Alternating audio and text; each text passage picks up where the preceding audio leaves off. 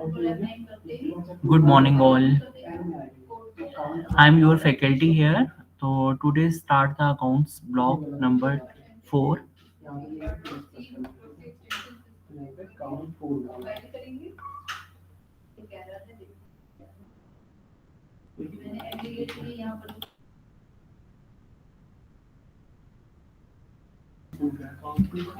Good morning, students.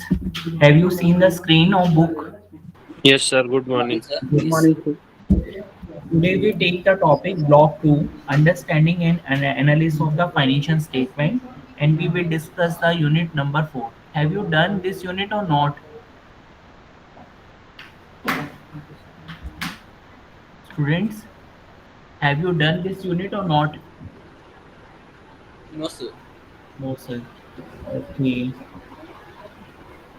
Block number 1 have done complete कर हो गया आपका ब्लॉक नंबर 1.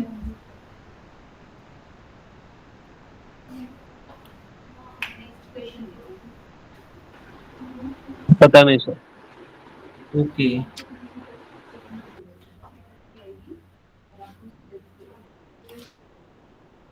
कल ही क्लास हुई थी फर्स्ट. कल फर्स्ट क्लास हुई थी. हाँ, अकाउंट्स के रिलेटेड कल फर्स्ट क्लास हुई थी. आज ही हुई है सेकंड क्लास स्टार्ट. अच्छा, तो आपका फिर ब्लॉक 1 चल रहा है ना? हाँ, शायद वही होगा सर. ठीक है, मैं वही ओपन कर रहा हूँ फिर.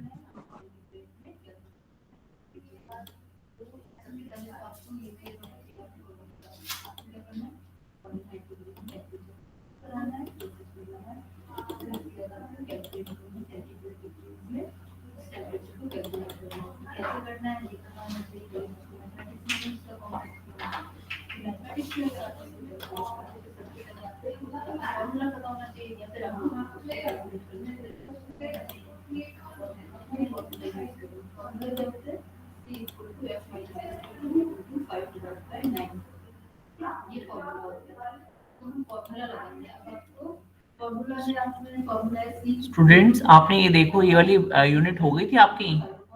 Unit number 2, accounting concept and standards. Yes, sir. First unit. Okay, ये हो गया आपका.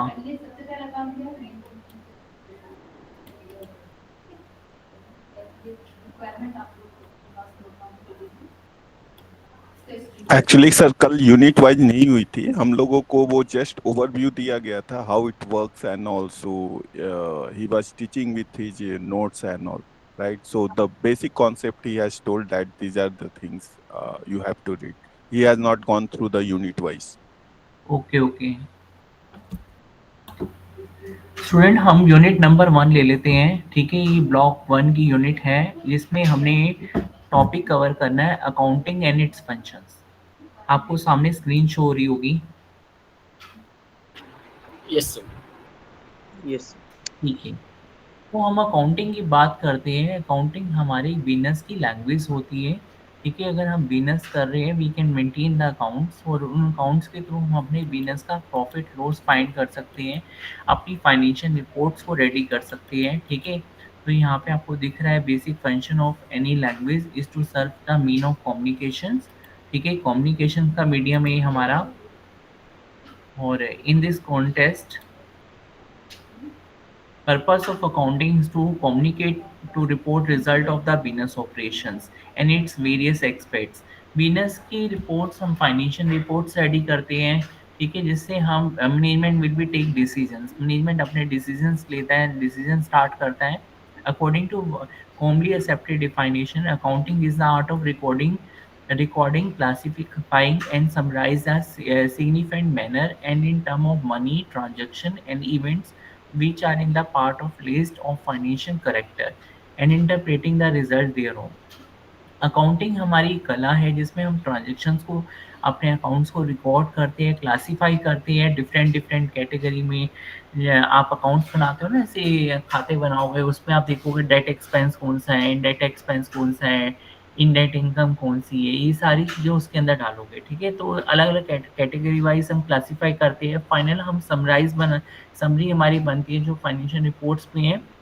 जो मनी ट्रांजैक्शन इवेंट्स कुछ भी हम पास अपनी फॉर्म में कर रहे हैं फाइनेंशियल करेक्टर का, वो सारा उसमें रिकॉर्ड किया जाता है, everything will be record.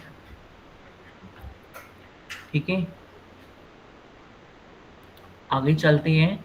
Objective क्या क्या हमने कवर करना है, nature and role of accounting देखना है, एक्टिविटी ऑफ अकाउंटेंट की क्या क्या रहती है फॉर्म के अंदर, role of accounting personal and accounting function in organization. ये मैं एक तरीके से आपको रिकॉल करा रहा हूँ, आपको पता भी लग जाएगा। अभी आपको कम कॉन्सेप्ट क्लियर नहीं है आपने कौन सी यूनिट कंप्लीट की है। ठीक है, ये हमारा जो कॉन्सेप्ट चल रहा है ये ब्लॉक नंबर 1 की यूनिट 1 चल रही है। स्कोप ऑफ अकाउंटिंग में आ जाता है हमारा, हम इसमें ये कह सकते हैं data creation and collections is a area which provide the necessary input for accounting system. Data collected related to economic and financial transaction. यहाँ पे जो डेटा हम कलेक्ट करेंगे स्टूडेंट्स वो हमारा इकोनॉमिक और फाइनेंशियल ट्रांजैक्शंस का रहना चाहिए। ठीक है, उसमें हम ट्रांजैक्शंस करेंगे, ट्रांजैक्शन प्लेस करेंगे, ट्रांजैक्शन हमारे सिस्टम पे हमारे अकाउंट्स बुक्स पे रिकॉर्ड होगी। देन अकाउंटिंग मेथड यूज़ करेंगे, हमें कौन कौन से डाटा रिकॉर्डिंग करना। ठीक है, फिर उसके बाद हमने डाटा को फाइनलाइज डाटा इवेल्युएशन करना जिसमें budget control, performance analysis, fund flow analysis, internal auditing आ जाता है। फाइनली हमने अपने डाटा की रिपोर्ट्स को तैयार करना, फाइनेंशियल रिपोर्ट को रेडी करना। डेटा इवेल्युएशन में ये देखा जाएगा regarding is the most important activity in the accounting this days. Evaluation of data include controlling activity of business with the help of budget and standard course. ठीक है, evaluating the performance of business, analyse the fund flow of control, analysing the accounting information for decision making and accounting and management will be take decisions। ठीक है, after evaluations।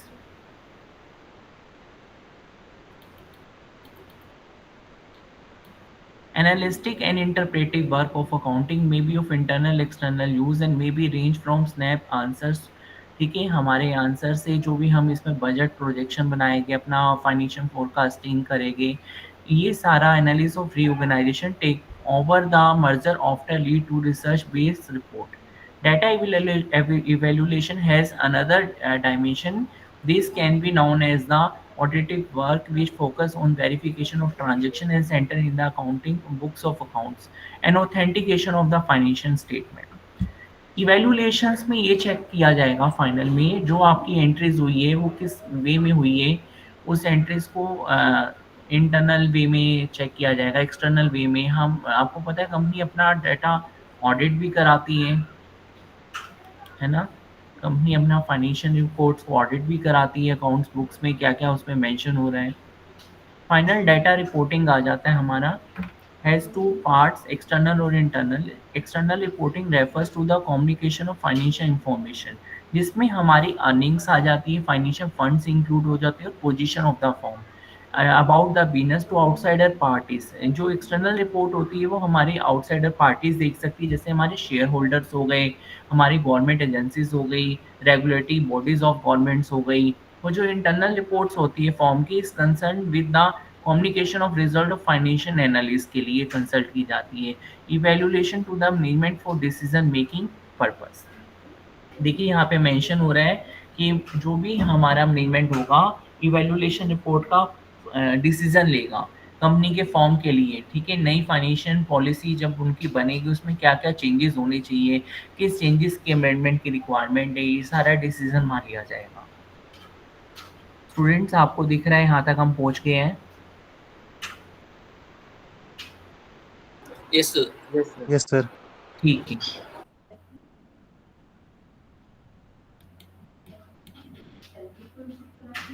आगे हमारा यहाँ पे इसी से रिलेटेड प्रोग्रेस रिपोर्ट आ जाती है, चेक योर प्रोग्रेस। इसमें अकाउंटिंग एक्टिविटीज में क्या क्या किया जाएगा और क्या क्या उसके रीजंस हो गए करने के। ठीक है, ये सारा बहुत इम्पोर्टेंट है। उसके बाद हम अपना रोल ऑफ अकाउंटिंग में फोरेंसिक अकाउंटिंग लेते हैं।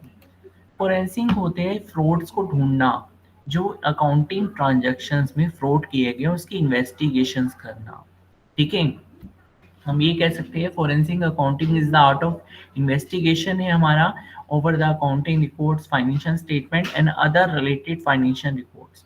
ठीक है, जो भी फॉर्म से रिलेटेड अदर फाइनेंशियल रिकॉर्ड्स है उनकी इन्वेस्टिगेशंस करना। Result of investigation is mostly use for legal support and resolving the conflicts. इसका जो रिजल्ट आता है स्टूडेंट्स, वो हमारा इन्वेस्टिगेशंस का लीगल सपोर्ट में हेल्प करता है। ठीक है, क्योंकि देखिए जहाँ अकाउंट्स बनते हैं वहाँ पे कुछ ना कुछ आपको पता है कि जेन्युइन चीज़ें भी होगी, कुछ अनजेन्युइन भी होगी, जो फेक है, फेक बिल हो सकती है, फेक बोगस एंट्रीज हो सकती है ना। उन सब चीज़ों को चेक करने के लिए फॉरेंसिक अकाउंटिंग की है, फ्रॉड्स को ढूंढना, डिटेक्ट करना और उसे कोर्ट एविडेंस के लिए प्रोड्यूस करना, इसका मेन पर्पस ही होता है। ठीक है, अंडरस्टूड हो? यहाँ लिखा भी हुआ है, investigation cover the certain areas including the fraud, crime and insurance claims and disputes among the share holders. Forensic accounting involve the following steps. Investigation आ जाता है इसमें और रिपोर्टिंग आ जाता है। ठीक है, इन्वेस्टिगेशंस में हम आ जाएंगे यहाँ पे। Forensic accounting typically begin investigation, collect the evidence. उसकी एविडेंस चेक किए जाएंगे सिस्टम से, लॉग फाइल चेक करना, हिस्ट्री ऑफ टास्क हो गया हमारा, व्हेन फ्रॉड कब हुआ है, फ्रॉड किसने किया है, उस सिस्टम पे ऑथराइज कौन था, किसका उसका पासवर्ड था, अगर एंट्री कंप्यूटर पे हुई है। ठीक है, ऐसे फ्रॉड्स को डिटेक्ट करना, एंट्रीज को डिटेक्ट करना। ठीक है, स्टैटिस्टिक टेक्निक्स को यूज करना, हाइपोथेसिस को यूज करना, है ना, ये सारी चीजें भी इसमें आ जाती है। उसके बाद हमारा रिपोर्टिंग करना। Once forensic accounting profession gather information data and develop a case, they present a summary of their finding to necessary person, कि उन्होंने क्या क्या फाइंड किया इन्वेस्टिगेशन के दौरान, क्या फ्रॉड सामने आए और किसने किसके थ्रू हुए, उनकी लॉग्स को चेक करके, उनके एविडेंस को चेक करके फाइनल एक रिपोर्ट तैयार करना। जिसे ऐसी रिपोर्ट तैयार करना जिसमें सारे फ्रॉड्स का जिक्र हो और उसकी एविडेंस भी सपोर्ट हो, और वो हम लीगल पर्पस से यूज़ करते हैं, और वहाँ पे हम रेड फ्लैग्स वगैरह भी यूज़ करते हैं। इंटरनल सिक्योरिटी चेक करना सिस्टम्स की, इंटरनल सिक्योरिटी मजबूत है यानी कि सिस्टम में अगर हम पासवर्ड लगा देते हैं या प्रोटेक्ट कर देते हैं और यूज़र बना देते हैं स्टूडेंट, तो इंटरनल सिक्योरिटी हमारी स्ट्रॉन्ग हो जाती है। ठीक है, यानी कि सिस्टम पे कोई भी बैठ रहा है, हमारी फाइनेंशियल रिपोर्ट्स में कोई चेंजेस कर रहा है, हमारी बैलेंस शीट्स को देख रहा है, हमारे फाइनेंशियल स्टेटमेंट्स को देख रहा है, ऐसा नहीं होना चाहिए ना। फिर लास्ट में इसका जो पर्पस होता है वो लिटिगेशंस के लिए होता है। Final step of forensic accountant process involving the participation in expert witness in the incident the court case. Court case में एविडेंस के तौर पे इसे पेश किया जाता है जो भी रिपोर्ट आ रही है। ठीक है, समझ गए आप? Professional presents their finding as evidence in the court and testify against the offenders. उसे प्रूफ के तौर पे दिखा सकते हैं कि ये ऑफेंडर ने ऑफेंस किया था। ठीक है, एक बार आप पढ़ लीजिए 2 मिनट, फिर आगे चलते हैं। तीनों स्टेप्स देख लीजिए फोरेंसिक अकाउंटिंग के बारे में, बहुत इंपॉर्टेंट चीजें हैं।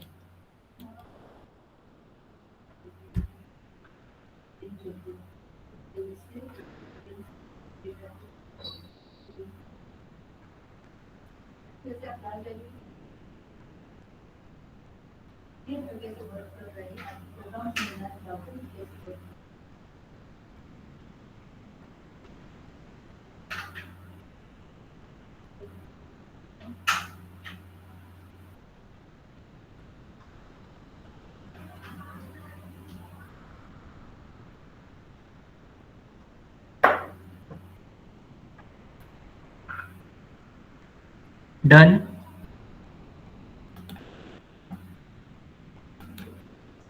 Have you seen all? पढ़ लिया एक बार आपने कंटेंट को? Yes sir. ठीक है,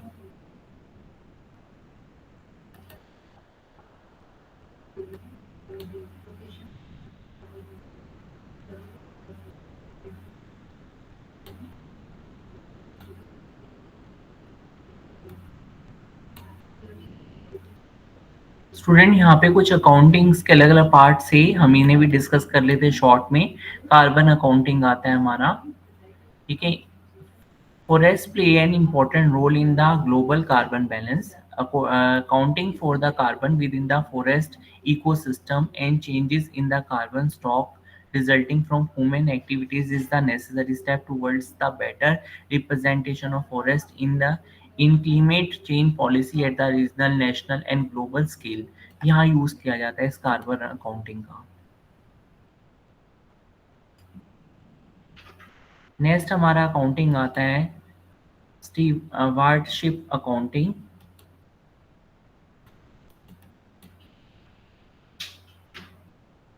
इसका भी यूज हमारा यहाँ पे फाइनेंशियल रिपोर्ट जो हम बना रहे हैं स्टूडेंट, उसमें इन्वॉल्व रहता है totally recording of business transaction commonly known as book keeping. ठीक है, फिर फाइनेंशियल अकाउंटिंग आ जाता है जिसमें हम अपने बिजनेस की एक्टिविटीज को, ज्वाइंट स्टॉक कंपनी की एक्टिविटीज को इन्वॉल्व करते हैं। ठीक है, इस बिजनेस से जिसे हमें अनेबल करना होता है पब्लिक के लिए to participate in the capital return of shares in the assets and profit of the company देख सकें।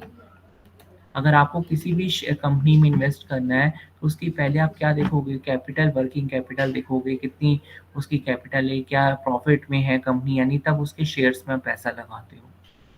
ठीक है, पब्लिक तभी इन्वेस्ट, पब्लिकली डिक्लेयर करना। कॉस्ट अकाउंटिंग आ जाती है हमारी। कॉस्ट अकाउंटिंग में हम कॉस्ट से रिलेटेड देखते हैं कि हमारे कम से कम खर्चे हो, हम अपने खर्चे कैसे बचा सकते हैं, कॉस्ट को सेविंग करने के, सही ढंग से यूज़ करने के कौन से मेथड यूज़ कर सकते हैं। ठीक है, ये सारा आ जाता है हमारा कॉन्सेप्ट। नेक्स्ट मैनेजमेंट अकाउंटिंग आ जाती है। Management accounting is concern with the preparation and presentation of accounting and controlling information in a form which assists management in formulating of the policies and decision making of various matters concerned with routine and non-routine operation of business enterprises।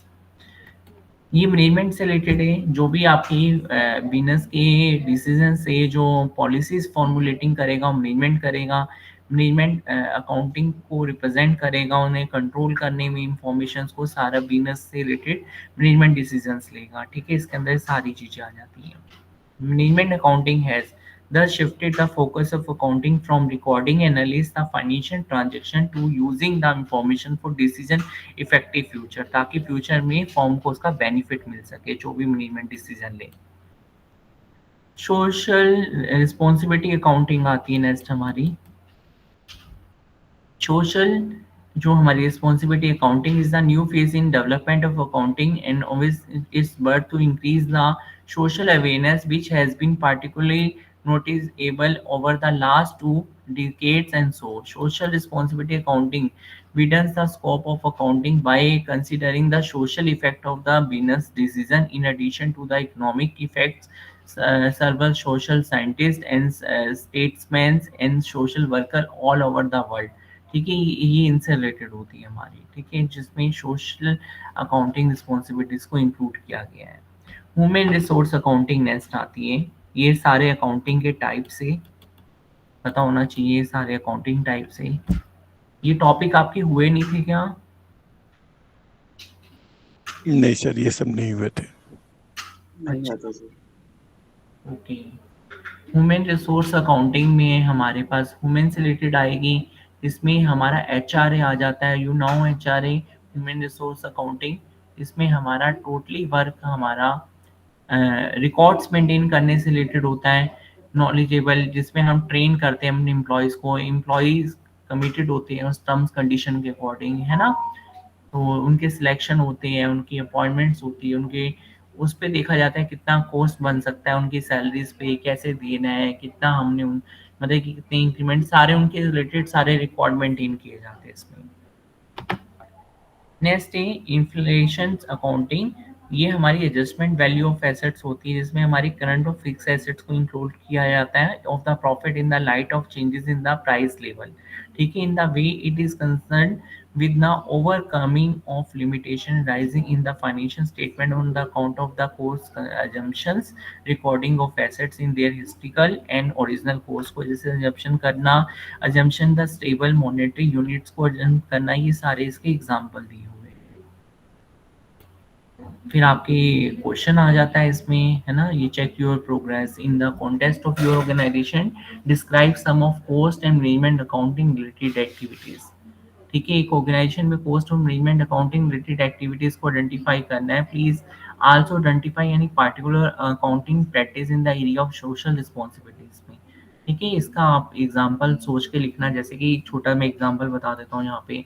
Cost को determine करना, कोई project लगाना है हमने, उस project में काम करना है, तो हम पहले उसका बजट बनाएंगे, कॉस्ट बनाएंगे, कितना खर्चा आएगा, उसके लिए बजट एलोकेट होगा, है ना, सारा मैनेजमेंट उसमें उससे रिलेटेड डिसीजन लेगा।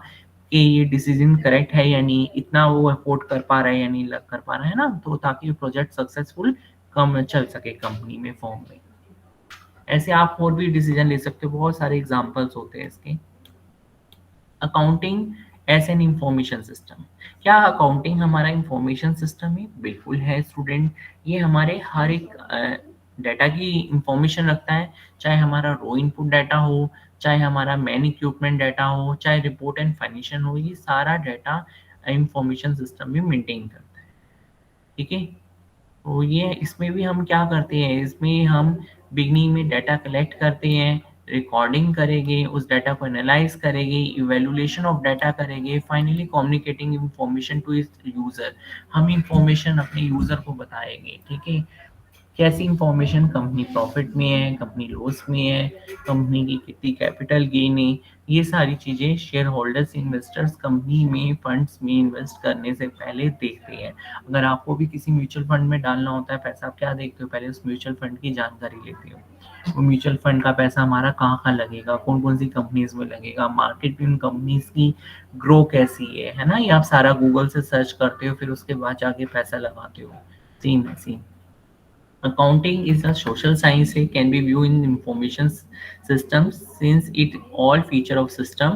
It has a input raw data, हमारा accounting transaction हमारा raw data हो गई, प्रोसेस उसे कौन कराएगा, मैन इक्विपमेंट्स, एंड आउटपुट में हमें रिपोर्ट और इंफॉर्मेशन मिलेगी।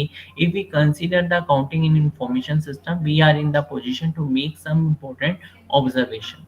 First, goal of system is to provide information which meet the need of its user. Second आता है we can create a correctly identify the need of user. ठीक है, we able to specify nature and character of output of the system. ठीक है, फिर then output requirement होगी, then determine the type of data which can be selected as input for processing into the output form. किस type का data आपको computer में डालना है, अकाउंटिंग में डालना है, वो हमारा अकाउंट्स का डाटा आएगा। हमारे एसेट्स हो सकती है, हमारी लायबिलिटीज हो सकती है, हमारे एक्सपेंसेस हो सकते हैं, हमारी फॉर्म की इनकम हो सकती है, डेट एक्सपेंस हो सकते हैं, है ना, ये सारा रिपोर्ट्स, हम जनरल एंट्रीज हो सकती है, कुछ भी हम ले सकते हैं। सारा फाइनेंशियल डाटा जो हमें कंपनी के लेन देन चलेगा, सारा फाइनेंशियल डाटा होता है, जिसमें हम पेमेंट्स करते हैं, पेमेंट लेते हैं। कंपनी बिना लिए दिए तो नहीं काम करेगी, उन्हें कुछ पेमेंट देनी होगी, लेनी होगी, है ना, वो सारा फाइनेंशियल ट्रांजैक्शन आ जाती है आपकी। ठीक है, अब इसमें क्या क्या ग्रुप ऑफ पीपल इन्वॉल्व होते हैं स्टेक इन द बिजनेस, तो हम बात करते हैं ऑर्गेनाइजेशन एंड ऑर्गेनाइजेशन मैनेजर चाहिए होता है, जो सारी फॉर्म को मैनेज करेगा, शेयर होल्डर्स, क्रेडिटर्स उनके, ठीक है, जो सप्लायर्स हो गए, जो कस्टमर्स हो गए, एम्प्लॉइज हो गए, ऑल आर द रिस्पॉन्सिबल। ठीक है, इन बिजनेस एक्टिविटीज में सारे ये पर्सन इन्वॉल्व होते हैं, जिसमें हम मिलके बिजनेस में सारी कंप्यूटर में इंफॉर्मेशन में एंट्रीज करते हैं। ठीक है, अब आगे चलें स्टूडेंट्स, एक बार आप ये पढ़ लीजिए, शेयर होल्डर, इन्वेस्टर, क्रेडिटर्स, फिर एम्प्लॉइज।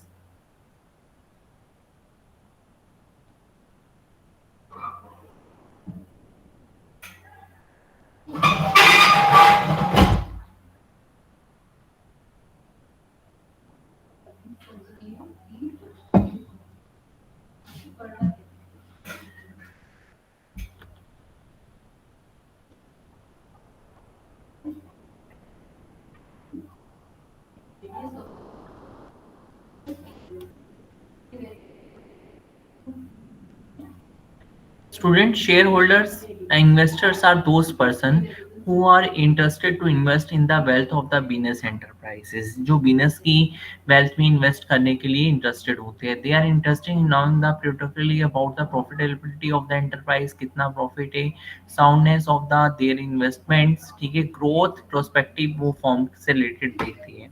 कंपनी ग्रो करेगी, नेचुरल बात है, उनका पैसा ग्रो करेगा बिजनेस में, है ना, वो इन्वेस्ट करने से पहले हर एक चीज सोचते हैं।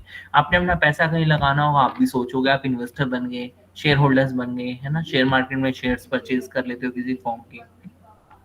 क्रेडिटर हमारे दो तरीके के होते हैं, शॉर्ट टर्म और लॉन्ग टर्म लीडर्स।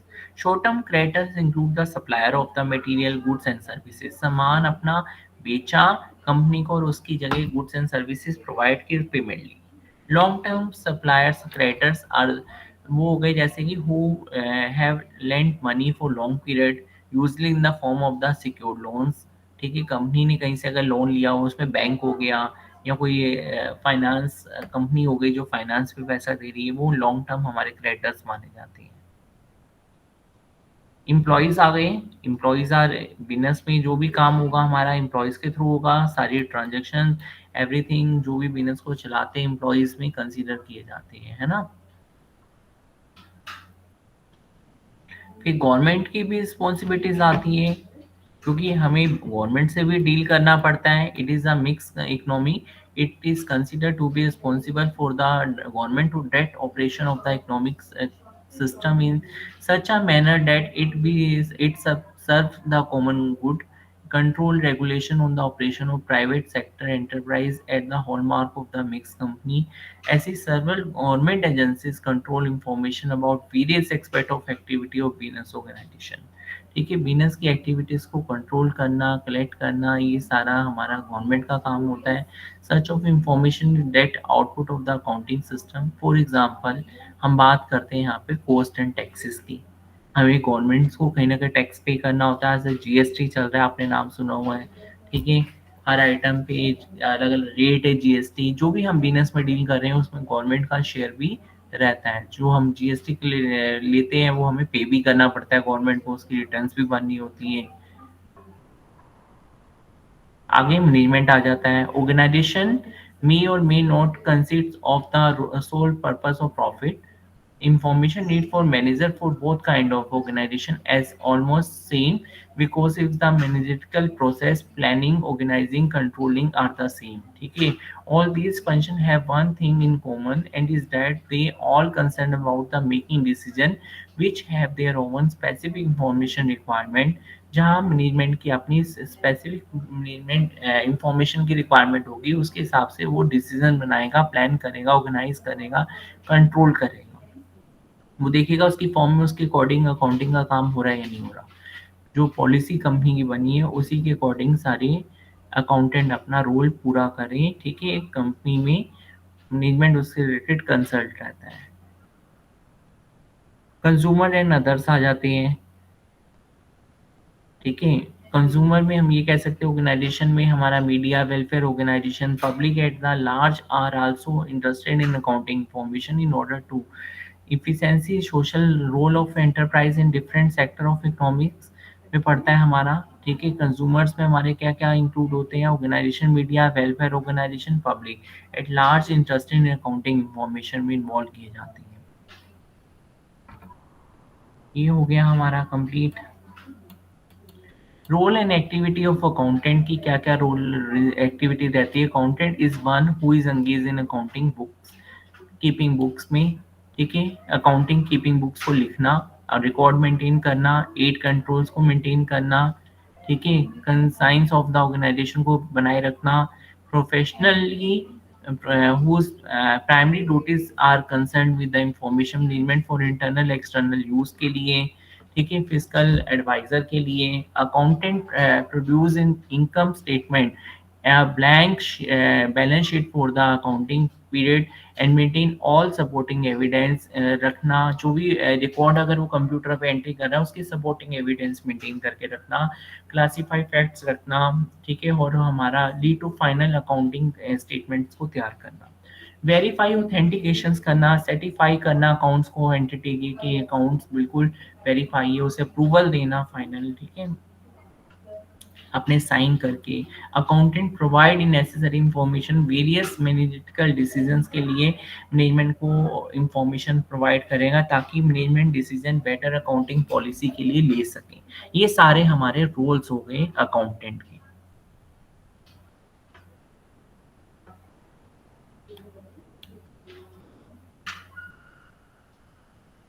ठीक है, आगे चलें। अकाउंटिंग पर्सनल आ जाता है हमारा यहाँ पे नेक्स्ट टॉपिक।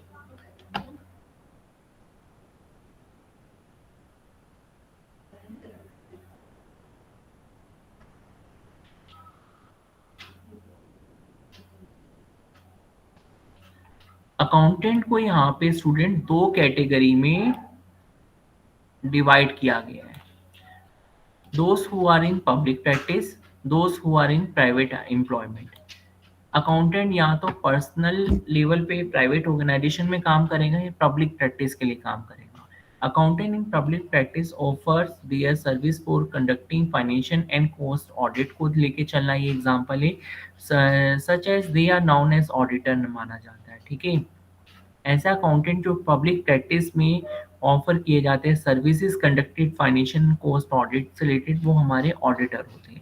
ऑडिटर का काम क्या होता है? Exams the books of accounts को एग्जाम करना and report on the balance sheet and profit and loss account for the company as to whether they give a true or fair value of the state of the affair of the company and its profit respectively.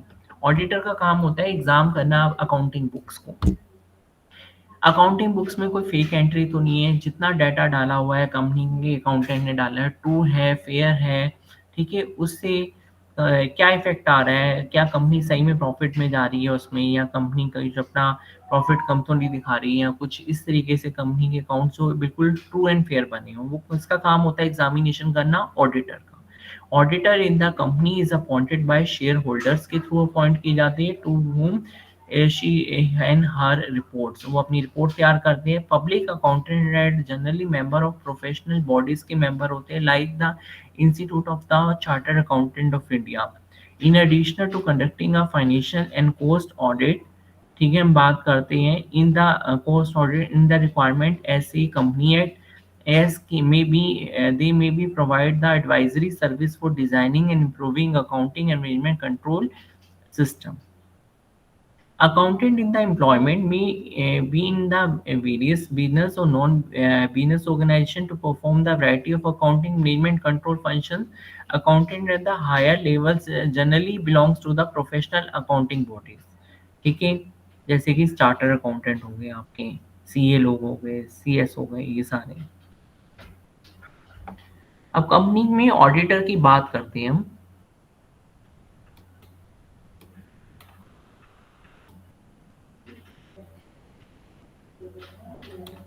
Internal auditor. Internal auditor is the employ of organisation. एक employ का organisation का एक employ है जो internal auditor higher किया गया है. ठीक है, और जो एक्सटर्नल ऑडिटर होता है who is paid a fees for his services, ये बाहर से अपॉइंट होता है. External auditor is not a employ of the firm. He is appointed to conduct what is known as a statutory audit के लिए use किया जाता है, लॉ से रिलेटेड, टैक्स से रिलेटेड जो ऑडिट होती है उसके लिए. Internal auditor is responsible for performing the monitoring activities and other services including the designing, operating of the system of internal controls को चेक करना. Auditing the data reported to the director of the company, ठीक है, assisting an external auditor, ठीक है, ये सबको बताना. Internal auditor ही external auditor को बताता है कंपनी के सारी रिपोर्ट्स, फाइनेंशियल रिपोर्ट्स को, कंपनी के जो भी डिस्कशंस करना होता है वो उनके थ्रू वेरीफाई होती है, इंटरनल ऑडिटर्स के through. Head of internal audit function report directly either in the chief executive और to audit committee to the board of directors. Internal audit includes the continued verification of entries appearing in the books of accounts with the original vouchers and proper accounting assets को voucher के साथ match किया जाएगा और वो internal auditor उसे continue verify करता है उन एंट्रीज को. जितने भी सिस्टम से रिलेटेड एडमिनिस्ट्रेशन टास्क होते हैं student, internal auditor is also concerned with the administration system of the internal check to the so that mistake, innocent and intentional are prevented from taking a place. ठीक है, ताकि auditor पता लगा सके क्या क्या हुआ है. फिर कंट्रोलर आता है. आगे चलते हैं, हम कंट्रोलर्स के बारे में पढ़ते हैं. Is the another name of chief accountant. She usually as the head of all area of accounting including the internal audit. ठीक है, she is the overall in charge of the all activities comprise financial accounting, cost accounting, management accounting, tax accounting. ठीक है, उसे हम कहते हैं controller. Chief accountant को नाम दिया गया है कंट्रोलर. जो सारे फाइनेंशियल डाटा को हमारे इंटरनल ऑडिट को, एक्सटर्नल ऑडिट को, इवन हमारे ओवरऑल एक्टिविटीज जिसमें सारे फाइनेंशियल डाटा आ जाता है, कॉस्ट अकाउंटिंग आ जाती है, मैनेजमेंट अकाउंटिंग एग्जाम्पल है, टैक्स अकाउंटिंग एग्जाम्पल, इन सबको कंट्रोल करता है। ठीक है, एग्जाम करेगा, कंट्रोल करेगा। Even exercise the authority both for accounting within the organization for external reporting also. External reporting में हम क्या इंक्लूड करते हैं, जो गवर्नमेंट रिवेन्यू कलेक्टिंग करती है, रेगुलेटरी बॉडीज हो गई such as the company law board हो गया, इनकम टैक्स डिपार्टमेंट हो गया, है ना, ये सारे एग्जांपल हैं। फंक्शन ऑफ कंट्रोलर के सारे नाम और यूज लिखे हुए, वर्क के डिजाइनिंग करना, ऑपरेशन करना अकाउंटिंग सिस्टम को, प्रिपेयरिंग करना फाइनेंशियल स्टेटमेंट रिपोर्ट्स को, एस्टेब्लिशमेंट करना मेंटेनिंग सिस्टम एंड प्रोसीजर्स को, सुपरवाइजिंग इंटरनल ऑडिटिंग करना, अरेंजिंग फॉर एक्सटर्नल ऑडिट करना, ये all are the example. Preparing budget करना फॉर्म के लिए, मेकिंग फोरकास्ट एनालिस्ट रिपोर्ट के लिए, reporting financial information to the top management को रिपोर्ट करना, handling tax matters and ensure better legal compliances को फॉलो करना। फिर ट्रेजर्स आ जाते हैं हमारे, ट्रेजरार्स आ जाते हैं, है ना, इज आपको पता ही है एक तरीके से मैनेजर का काम करते हैं। मैनेजर सब चीज़ें के cash related near cash resources of form को मैनेज करना। Treasurer handle credit review and set policy for collecting the receivable, जैसे डेटर्स ऑफ द फॉर्म से पेमेंट लेना, form to form has sold goods और service on the credit. ठीक है, handles a relationship with the banks and other lendings और financial institution से relation निभाना। ठीक है, सारा ट्रेजरर्स का काम होता है।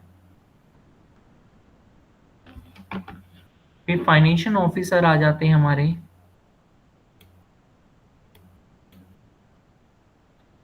ठीक है, फाइनेंशियल ऑफिसर में हमारे क्या क्या इंक्लूड हो सकते हैं, हमारे फाइनेंस मैनेजर हो सकते हैं। हमारी कंपनी में फाइनेंस मैनेजर अपॉइंट है, जो मैनेजमेंट के बिहाफ पे साइन कर रहे हैं ना, बिलों पे चेक कर रहा है, मैनेजमेंट को रिपोर्ट कर रहा है, फाइनेंशियल डिसीजंस में भी बैठता है, कंपनी के लॉन्ग टर्म डिसीजन लेने में, शॉर्ट टर्म डिसीजंस लेने में कंपनी की हेल्प कर रहा है, बैलेंस शीट और need of the enterprise, cash कितना चाहिए, शेयर होल्डर की नीड क्या है आने वाले टाइम पे, ये सारे कंपनी में financial management. Large company is usually responsible financial director who may be in place of addition to the controller. सीखे सारा एक करे, financial officer will be decide. हम ये कह सकते हैं life blood of the business होता है फाइनेंस ऑफिसर। जितने भी फाइनेंशियल रिलेटेड डिसीजंस होते हैं, मेजर डिसीजन, इन्वेस्टमेंट डिसीजन हो सकता है आपका, फाइनेंसिंग डिसीजन हो जाता है, डिविडेंड डिसीजन हो सकता है, company capital working capital decision हो सकता है, all decision taken by the finance officer. एक बार पढ़ लीजिए आप सारा यूनिट, ब्लॉक कंप्लीट होने वाला है, आपका यूनिट कंप्लीट होने वाली है।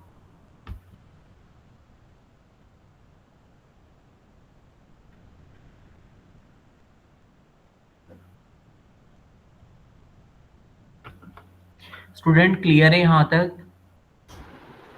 Yes sir. कोई डाउट, कोई क्वेश्चन तो नहीं है यहाँ तक? इनिशियली अभी तो नहीं। ठीक है, अदर स्टूडेंट भी एक्टिवेट है ना? चैट बॉक्स में रिप्लाई दे दे मुझे। यहाँ तक क्लियर है आपको? आगे चलें? Yes sir. ठीक है,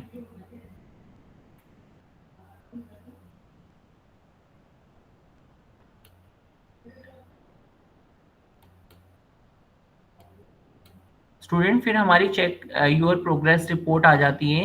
यहाँ पे आपने देखिए, प्लीज मीट वन और more of the following person in any organisation to talk about them respective roles within the organisation. Accountant के रोल्स 5 लिखने हैं। अकाउंटेंट के रोल, चीफ अकाउंटेंट के, कंट्रोलर्स के रोल बताए थे आपको, फाइनेंस मैनेजर के रोल अभी बताए हैं, इंटरनल ऑडिटर की रिकॉर्ड रोल बताए हैं। ऐसे अपने 4-5 रोल्स यहाँ पे मेंशन करने आपको पता होने चाहिए। ये हमारे इंटरनल ऑडिटर का रोल है, ये एक्सटर्नल ऑडिटर का रोल है। ठीक है, ये आपको पता होना चाहिए। The nature of accounting function, ये आप एक बार पढ़िए, फिर इसे डिस्कस करते हैं। अगला टॉपिक आ रहा है हमारा नेचर ऑफ अकाउंटिंग फंक्शंस। ये पढ़िए, फिर इसे डिस्कस करते हैं। ठीक है, 2 मिनट मैं आपको दे रहा हूँ पढ़ने के लिए, 2-5 मिनट एक बार पढ़ लीजिए। फिर organisation for accounting and finance में क्या क्या यूज होता है, ठीक है, ये लेके चलेंगे। जैसे कि बोर्ड ऑफ डायरेक्टर होना चाहिए, फिर उसके नीचे उसकी टीम होनी चाहिए, जनरल मैनेजर होना चाहिए फाइनेंस का, है ना, ये सारा इंक्लूड किए जाते हैं।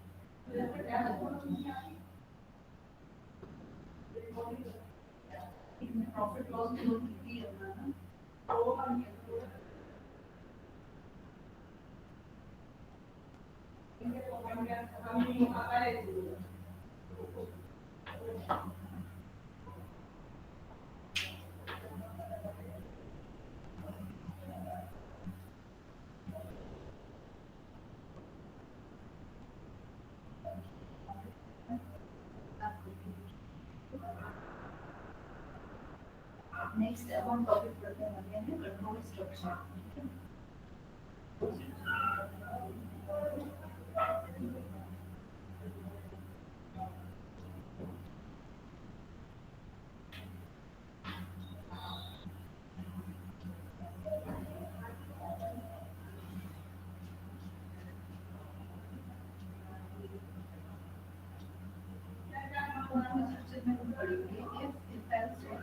ऑपरेटर्स हम स्टडी करेंगे, ठीक है।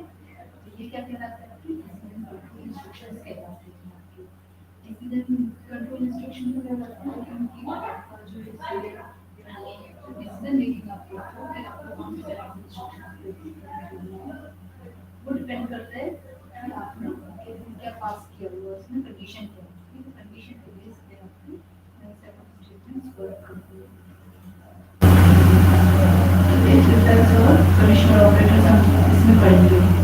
अच्छी तो आपने स्ट्रक्चर है, जैसे कहते हैं इसके स्ट्रक्चर फिक्स है, एक्सपेक्ट है ना स्ट्रक्चर इंडेक्स बोलते हैं स्ट्रक्चर इंडेक्स क्या फिक्स है, कहना है उसमें डबल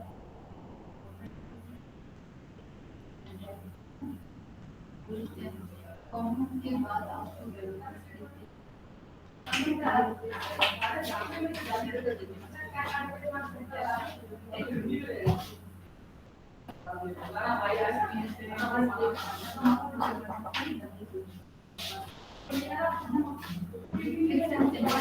स्टूडेंट चलें आगे, देखा आपने? Yes sir. ठीक है। तो नेचर ऑफ अकाउंटिंग फंक्शन में हमारा आ जाता है, बहुत सारे फंक्शन होते हैं, ठीक है। सबसे पहले चीफ अकाउंटिंग एग्जीक्यूटिव होता है, ठीक है, जो हमारा होल्ड द स्टाफ पोजीशन में expert with in its oven department में रहता है, ठीक है, अपना खुद का डिपार्टमेंट होता है, ही एक्सपर्ट ऑथोरिटी। सारे डिसीजंस आपके चीफ एग्जीक्यूटिव अकाउंटिंग एग्जीक्यूटिव लेगा। इसी में रोल्स रिस्पॉन्सिबिलिटी उनकी आ जाती है, प्रोडक्शन की, मार्केटिंग एग्जीक्यूटिव की, ठीक है। फिर उसके बाद accountant, role of accountant is the advisory use करने के लिए इन करेक्टर्स, है ना, अकाउंट से रिलेटेड जो भी वर्क करेगी ऑथोरिटी किसके अंदर काम करेगी, चीफ अकाउंटिंग एग्जीक्यूटिव के अंदर काम करेगी। फिर accounts and finance department do not exercise that authority over line departments in decentralized structure with a number of units and divisions. Accounting executive, however, exercise it is now the functional authority over all accounting staff deploying different segment. अलग अलग देखिए यहाँ पे management बन रही है। There are the facts role of accountant. Top manager work ऐसा watch dog की तरह काम करेगा। For middle and lower level manager she act as a helper, वो हेल्पर की तरह काम करेगी, ठीक है। Watch dog role is usually prefer through the scorekeeping, task of accounting and reporting to all level of management, and helper role is usually performed through the task of directly manager attention to problem, assisting them in solving the problems। ये सारा काम रहेगा। जो भी top level manager अपने direction देगा, नीचे वाले मिडल और लोअर लेवल मैनेजर को फॉलो अप करनी पड़ेगी और उसकी रिपोर्ट भी करनी होगी, जस्ट लाइक उसके हेल्पर की तरह काम करेंगे। उसकी जहाँ-जहाँ उसे असिस्ट की ज़रूरत पड़ेगी, ये लोग उनके लिए काम करेंगे। म्यूचुअल अंडरस्टैंडिंग बेस पे रहता है सारा काम इनका, म्यूचुअल अंडरस्टैंडिंग के बेस में, ठीक है? और इसमें हमारा अकाउंटेंट है और मैनेजर है। अब इसमें लोअर लेवल में हमारा अकाउंटेंट आ गया, मैनेजर उससे ऊपर, फिर उससे ऊपर जो टॉप लेवल मैनेजमेंट हो गया, ठीक है? Attending, directing and problem solving, ये सारा काम इनका रहता है। जो भी काम है मैनेजर का, उनका हेल्प करना। फिर उसके बाद हमारा आ जाता है इसमें cover organisation of accounting and finance. Organisation for accounting and finance लेके चलते हैं स्टूडेंट। इसके अंदर सबसे पहले आपका डायरेक्टर आता है, finance director, who is the member of board of the directors. फिर reporting to him by one और मोर जनरल मैनेजर के थ्रू रिपोर्ट रहता है। If there is only one general manager, ठीक है, जिसे हम डेजिग्नेशन में भी डेजिग्नेशन उसका जनरल मैनेजर फाइनेंस का रख देते हैं, फाइनेंस अकाउंटेंट का रख देते हैं, या हम कंट्रोलर फाइनेंस कंट्रोलर का नाम रख देते हैं, ठीक है। In the large company 4 or 5 deputy general manager in charge of the different area, like system का अलग इंचार्ज बना देना, डाटा का अलग, प्रोसेसिंग का, फाइनेंस, अकाउंट, इंटरनल ऑडिट का अलग बना देना, ठीक है। ये सब अलग अलग बड़ी कंपनी में जहाँ वर्क फाइनेंशियल डाटा बहुत ज़्यादा बढ़ रहा है, वहाँ पे हमें एक पर्सन पे ना काम देके डिफरेंट पर्सन से वर्क लेना पड़ता है, ठीक है। जैसे नीचे चार्ट दिया हुआ है, एक डायरेक्टर है फाइनेंस का, उसके नीचे जनरल मैनेजर फाइनेंस का है, इसे अलग अलग डिपार्टमेंट दिए हुए देख रहे हो आप। सिस्टम एंड डाटा प्रोसेसिंग में डाला हुआ है यहाँ पे अकाउंट्स में या फाइनेंस में या इंटरनल ऑडिट्स में, ये अलग अलग डिवाइड है। देखो उसके नीचे अलग अलग फिर इनके रोल्स है और उनके नीचे अलग अलग काम हो रहे हैं, आप देख रहे हो अलग अलग वर्क हो रहे हैं, ठीक है। ये हमारा कंप्लीट हो गया। फिर समरी आ गई शॉर्ट में। हमने यहाँ पे क्या क्या पढ़ा है, अकाउंटिंग सिस्टम के बारे में, अकाउंटिंग की डेफिनेशन, अकाउंटिंग में क्या किया जाता है, डाटा कलेक्ट किया जाएगा, रिकॉर्ड किया जाएगा, इवैल्यूएशन की जाती है, चेक किया जाता है ऑडिट के थ्रू, और फाइनली उसे कंक्लूजन में हमें कम्युनिकेट किसे करना होता है, मैनेजमेंट को कम्युनिकेट करना होता है ना। Top level management will be take decisions, ठीक है। और हमने अलग अलग कैटेगरी पढ़ी है मेंबर्स की, बोर्ड ऑफ डायरेक्टर की कैटेगरी, जनरल मैनेजर की कैटेगरी, जहाँ हमने अपने ऑर्गेनाइजेशन में डिफरेंट अकाउंटिंग रोल्स को डिवाइड किया गया है, नेचर साइज ऑफ बिजनेस के अकॉर्डिंग, टेक्नोलॉजी के अकॉर्डिंग, है ना। ये सारा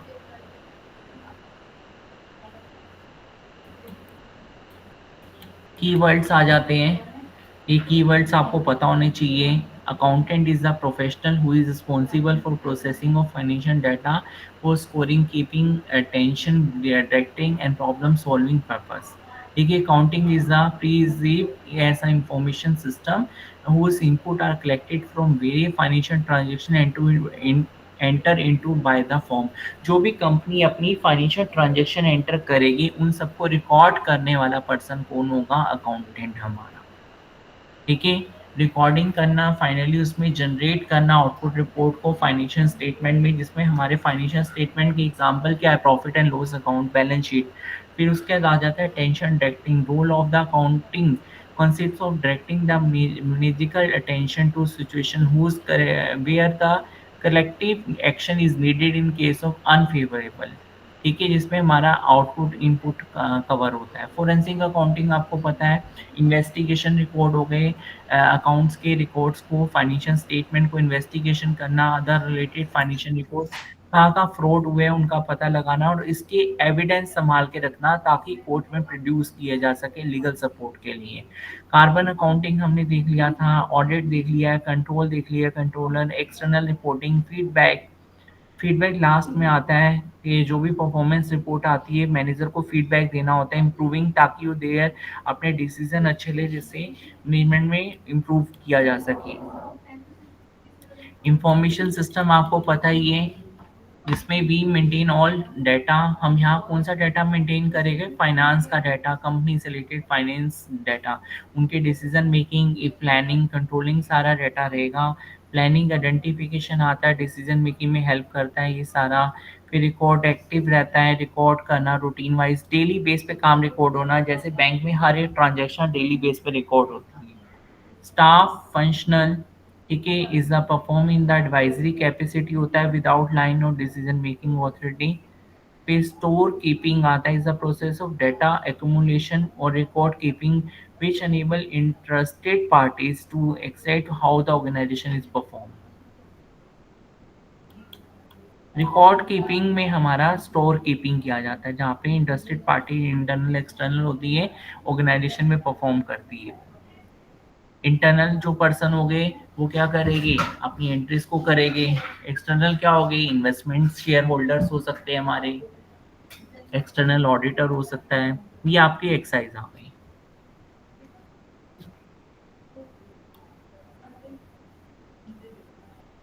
ठीक है स्टूडेंट्स, ये आपकी यूनिट फिनिश। हम नई यूनिट ले लें, अगली यूनिट पे आ जाएं।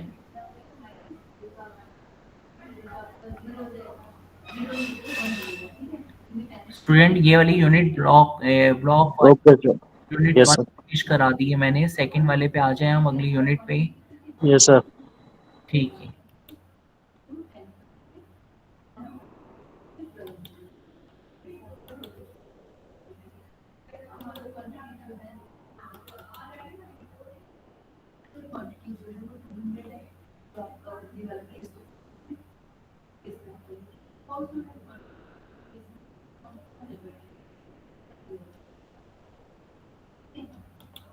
इसके बाद वाला ये स्टेटमेंट कब वर्क करेगा, ये जो डिस्काउंट कब वर्क करेगा, ये कंडीशन है वो भी आपका यूज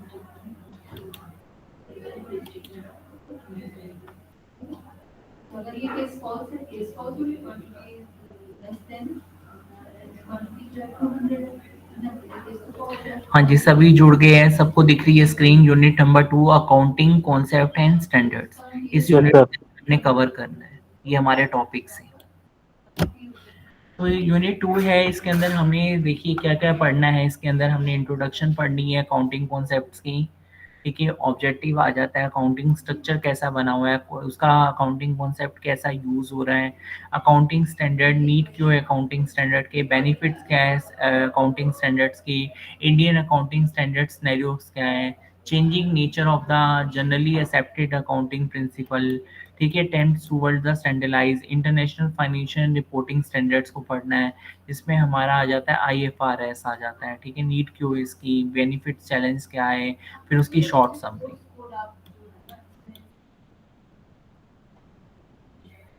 तो इंट्रोडक्शन आ गई सबसे पहले यहाँ पे।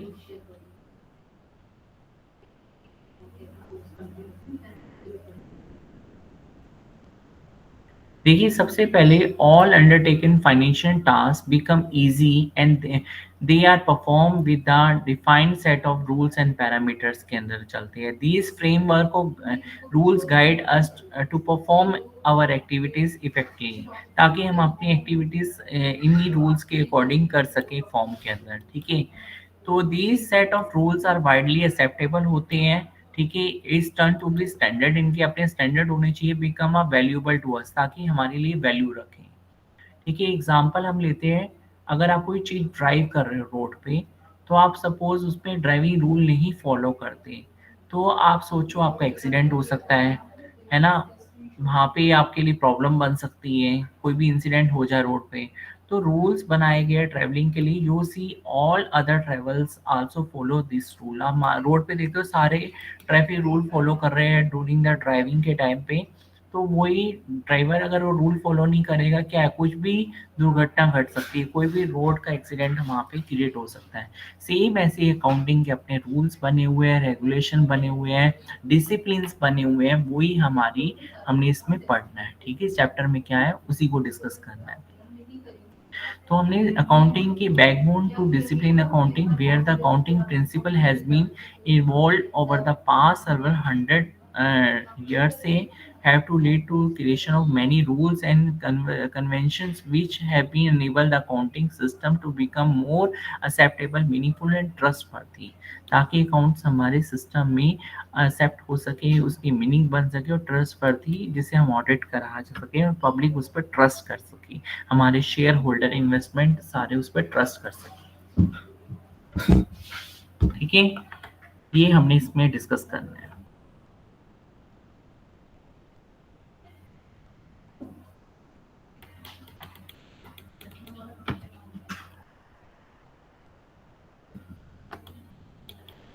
ऑब्जेक्टिव में आते हैं, underline the logic for necessarily and creation of conceptually around the accounting structure से understand the role of generally accepted accounting principle को समझना, फिर उनका भी अपना रोल होता है, फिर उसके बाद appreciate need and importance demand of uniformity in the international accounting practice में अगर हम वहाँ पे जा रहे हैं उसकी नीड और डिमांड को समझना, recognise the important of financial international financial reporting standards को समझना।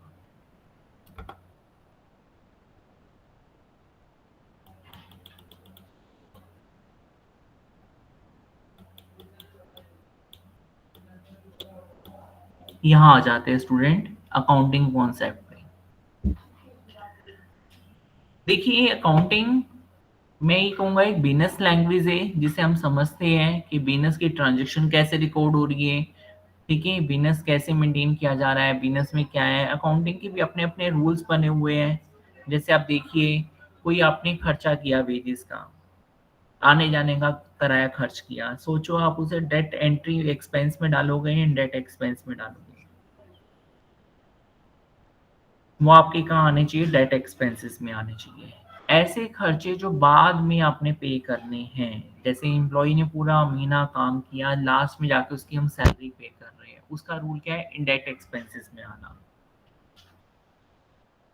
आप समझ रहे हो, इस तरीके के अकाउंटिंग में बहुत सारे रूल्स हमारे वर्क करते हैं अलग अलग टाइप के, उन्हीं रूल्स के अंदर हमने अकाउंटिंग को काम करना, वही लैंग्वेज हमने अकाउंटिंग लैंग्वेज को अंडरस्टैंड करना है, समझना है, ठीक है, और उसी में काम करना है।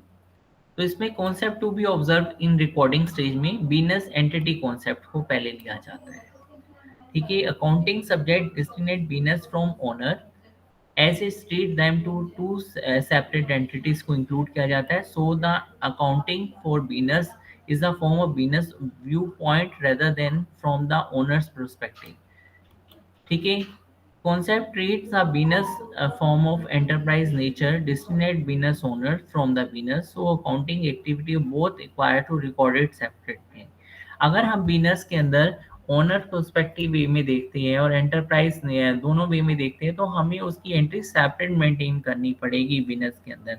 हम एक चीज जगह सारी एंट्रीज मेंटेन नहीं कर सकते स्टूडेंट्स, अलग अलग ईयर वाइज कंपनी बनती है, अलग अलग ईयर्स वाइज आपकी कंपनीज के रिकॉर्ड फाइनेंशियल मेंटेन होते हैं। फाइनेंशियल ईयर आपका 1 अप्रैल से स्टार्ट होता है, तो उसका रूल क्या कहता है, 31 मार्च को ओवर हो जाता है ना। ये सारा आपने देखा होगा, टैली में भी हम या बीजी में भी कई बार आप कंपनी बनाते हो तो हर एक फाइनेंशियल ईयर के अलग बनती है, ऐसे मैनुअली हमेशा फाइनेंशियल रजिस्टर अलग अलग बनती है, ठीक है। बिजनेस एंटिटी अंडरस्टैंड करना, बिजनेस में क्या एंटिटी और कहाँ आनी चाहिए, उसकी कहाँ हमने एंट्री करनी चाहिए, ठीक है। उनके लीगल एक्सपेक्ट्स को भी देखना, बिजनेस के सारे उसे भी लेके हम साथ में चले गए। आगे चलते हैं, business entity concept in any other form not explain above, ठीक है। आप बिजनेस एंटिटी कॉन्सेप्ट को और कैसे ले सकते हो, सीधा एप्लीकेशन टैली में यूज कर सकते हैं, बीजी में यूज कर सकते हैं, अलग अलग कंपनीज में उनके रोल्स बना के यूजर्स के काम में, है ना। फिर उसके बाद अगला क्वेश्चन आ जाता है, ये एक बार आप देख लेना। Accountant recorded in expense entry in the firm books of accounts, thereby making a reduction in profit of the firm. Share your views whether the accountant has recorded transaction is correct in note। ये सब आपने एक बार check करना है, ये सारी summary पढ़ के एक बार देख लेना है इसे। मनी मेजरमेंट कॉन्सेप्ट आता है, मनी को मेजरमेंट करना। अब सोचो मेरे पास पहले मनी मेजरमेंट कैसे होगी। In accounting, we capture those factors transaction which are monetary in nature. As monetary transaction have money as medium for exchange, they have a defined value. ठीक है, मनी को ही हम एक्सचेंज करते हैं लेन देन में और उसी से हमारी वैल्यू डिफाइन होती है. Become easy to capture them in books. Book में लिखना जरूर इजी है. Form has a large number of assets and equities and money measurement concept use money as a common denominators, and so that the physically count of assets such as 5 tons of certain raw material, 10 manufacturing machines, 7 transportation vehicle, 100 staff counts and no relevant. So money happens to be practical common denominators serving a measure of profitability of business by capturing the monetary value of the assets and equities. ठीक है. This concept come with certain limitation also, is to cannot capture the qualities aspects of said assets which stand important to the business. Money से related हम ये कह सकते हैं जो भी मनी हमारी कहाँ लग रही है, कितना हमें चाहिए, है ना. अगर हमने एम्प्लॉय रखे हैं, मनी 10 एम्प्लॉय मेरी फॉर्म में काम कर रहे हैं, उनकी सैलरी भी जाएगी.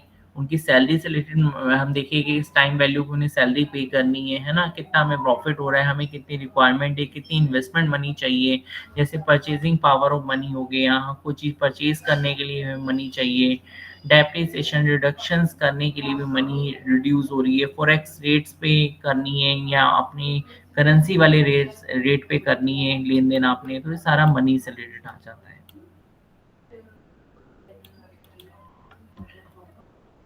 फिर ऑब्जेक्टिव एविडेंस कॉन्सेप्ट आ जाता है हमारा. ठीक है, अकाउंटिंग मेजरमेंट एज टू जो भी हमारे वेरीफाइबल थिंग्स हैं उनके एविडेंस को रखना. अगर आप वॉचर इनवॉइस बन रहे हो, बिल बना रहे हो, सपोर्ट में रिसिप्ट हो गया, कैश मैम हो गया, वेरीफाई करना. ठीक है, वेरीफाई मान लो अगर मैं वेरीफाई कर रहा हूँ, उसे अप्रूवल कोई और दे, जिससे हमारी कंपनी के इंटरनल कंट्रोल्स क्या हो सके, स्ट्रॉन्ग्स बन सके. एक पर्सन वेरीफाई कर रहा है, वो ही अप्रूव कर रहा है, वहाँ पे फ्रॉड के चांसेस बढ़ जाते हैं ना स्टूडेंट, उस बिल्स में, रिसिप्ट में, इनवॉइस में. लेकिन जहाँ अलग अलग पर्सन काम कर रहे हैं वहाँ पे मिली भगत नहीं रहती, वहाँ पे सब अलग अलग हो जाते हैं. ठीक है, ये हो गया हमारा ड्यूअल एक्सपेक्ट कॉन्सेप्ट आ जाता है आगे.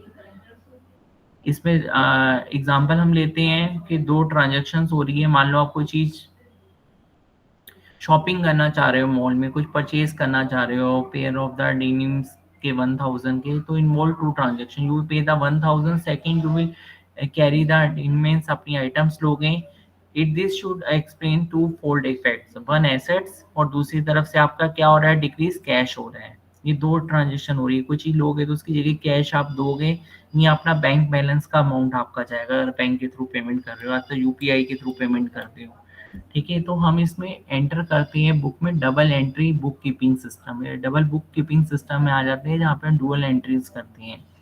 ठीक है, और इसमें हमारा एक फॉर्मूला यूज होता है स्टूडेंट, ये आपको याद रखना है. फॉर्मूला हमारी सबसे पहले देखिए, अगर आपको लायबिलिटीज फाइंड करनी हो तो लायबिलिटीज इक्वल एसेट्स और capital plus outside liabilities equal assets बनती है. एसेट्स फाइंड करने के लिए हमारी लायबिलिटीज भी आ जाती है और कैपिटल्स भी इंक्लूड होती है. ये फॉर्मूला नीचे दिया हुआ है यहाँ पे, देखिए यहाँ पे कैलकुलेट हो रहा है. एक एग्जांपल दिया हुआ है यहाँ पे, XY कंपनी है कोई, 1000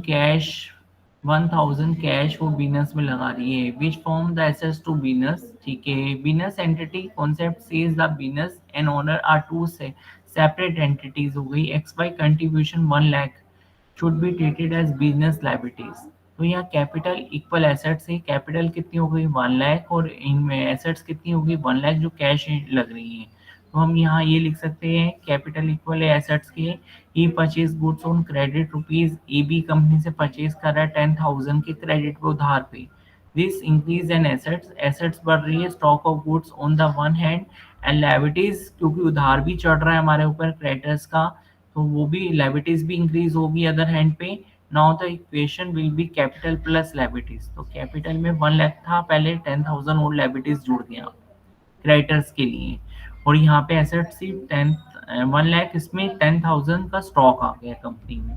ठीक है, तो 10,000 और ऐड हो गया. अगला ट्रांजेक्शन है ही purchase furniture 15,000 and paid cash, उसे कैश पे किया है। इंक्रीज वन एसेट्स फर्नीचर हो रही है, डिक्रीज क्या हो रहा है हमारे पास से कैश हो रहा है क्योंकि एसेट्स आ रही है। Now equation will be capital में हमारा 1 लाख ही रहेगा, लायबिलिटीज भी 1 लाख रहेगा। एसेट्स देखिए हमारा 15,000 फर्नीचर में आ गया और 85,000 हमारा बन गया यहाँ पे इन दोनों का। 85,000 पहले था। डन।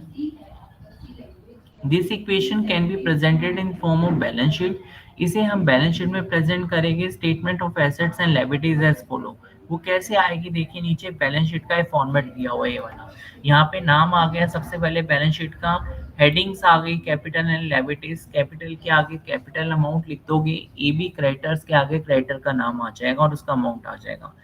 फिर एसेट्स में फर्नीचर 15,000 आ गया, स्टॉक ऑफ गुड्स 10,000 आ गया, कैश 85,000 आ गया, टोटल यहाँ पे 1,15,000 मिला जो कि अमाउंट हमारा इक्वल आ गया। ठीक है, दोनों transaction note that net sum on both side of balance sheet remain equal respective of the number of transaction and item transacted. Check कर लीजिए एक बार, ऊपर वाली फॉर्मेट्स को हमने बैलेंस शीट में कन्वर्ट करनी है, इक्वेशंस को, अकाउंटिंग इक्वेशंस को।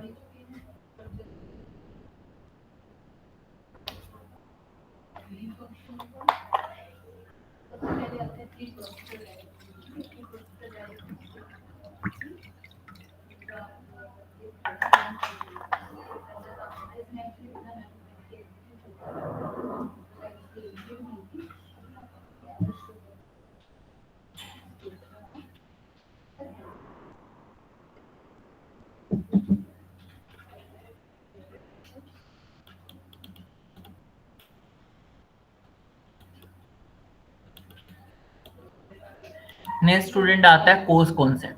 कोस्ट में हमारे खर्चे आ जाते हैं। Business operation require owning various resources, business एक चीज से तो नहीं चलेगा, बहुत सारी चीजें चाहिए होगी। बिजनेस को चलाने के लिए आपको बिल्डिंग होनी चाहिए, लैंड होनी चाहिए, इंफ्रास्ट्रक्चर होना चाहिए, मशीन होनी चाहिए, प्रॉपर्टी होनी चाहिए, एसेट्स मेंटेन होगी, इसे हम एसेट्स नाम देते हैं। ठीक है, और उसके लिए कोस्ट, बजट, ये सब चीजें चाहिए होगी आपको। Assets shown in the financial statement do not necessarily indicate their parents market worth। ठीक है, या मार्केट वैल्यू। एसेट्स में हमारा जो भी चीज ली जा रही है उसकी वैल्यू, जो भी करंट वैल्यू है वो आप लिखोगे। Term book value is used for amount shown in the accounting records में शो किया जाता है हमारा। ठीक है, कोस्ट कॉन्सेप्ट पता लग गया आपको। कोस्ट जो भी खर्चे आ रहे हैं हमारे कंपनी में कोई भी चीज लेने के, एक्वायर करने के लिए, कोस्ट इक्यूट करने के लिए, प्राइस पेड करने के लिए। मैंने कार ली अपनी, सोचो उसका प्राइस पे किया, कोस्ट बनाई, उससे पे किया। ठीक है, इतना खर्चा होगा उसमें। Assets shown in the financial statement do not necessarily indicate their parents market worth को जरूरी नहीं होता एसेट साइज में हम वो शो करें। ठीक है, concept cost concept does not factor future anticipated cost of the firm assets. Any assets is assumed have to long or limited life. Her assets के अपनी long life होती है, लिमिटेड लाइफ होती है। एक वॉशिंग मशीन घर में आपने ली, वो एक एसेट्स ली, रेफ्रिजरेटर एसेट लिया, अब उसकी लिमिटेशन हम मान के चलते हैं 10 साल है, 10 साल वो चल गया काफी। ठीक है, 5 साल आज तक के प्रोडक्ट्स उनकी भी लाइफ आ रही है, कोई 5 साल की है, वारंटी 1 साल की, उसे एक्सटेंड करा लेते हो आप, है ना। हर एक एसेट की लाइफ होती है, इतने साल चल जाता है। फिर डेप्रिसिएशन चार्ज होता है, वो एसेट धीरे धीरे क्या होती है, उसकी कॉस्ट रिड्यूस होती रहती है, इसे हम कहते हैं डेप्रिसिएशन। ठीक है, क्या बोलते हैं, डेप्रिसिएशन। अभी आपकी एक्सरसाइज आ गई। प्रोग्राम का सही स्ट्रक्चर ये है, ठीक है, वो ऑप्शनल है, इसीलिए मैंने नहीं मेंशन किया। ये जो एडवर्टाइजिंग, ये जो ऑप्शन एक्रूअल कॉन्सेप्ट आ गया। नहीं लगाई,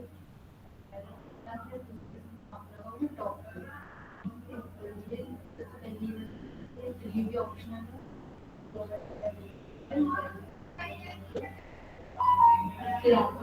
जिसपे हमारी पेमेंट आ जाती है स्टूडेंट, या तो हम पेमेंट कैश कर रहे हैं, ले रहे हैं या दे रहे हैं, है ना, या रिसिप्ट ऑफ कैश करेंगे या उसे हम पेमेंट ऑफ कैश करेंगे। लीगल ऑब्लिगेशन टू पे इट। जहाँ हम बाउंडेड होते हैं लीगली तौर पे कि हमें पे करना है भरना है। जैसे सेल्स ऑफ गुड्स बेचे हैं तो हमने उसकी पेमेंट लेनी है ना, उसकी पेमेंट हम कैश ले लेंगे या चेक के थ्रू ले लेंगे।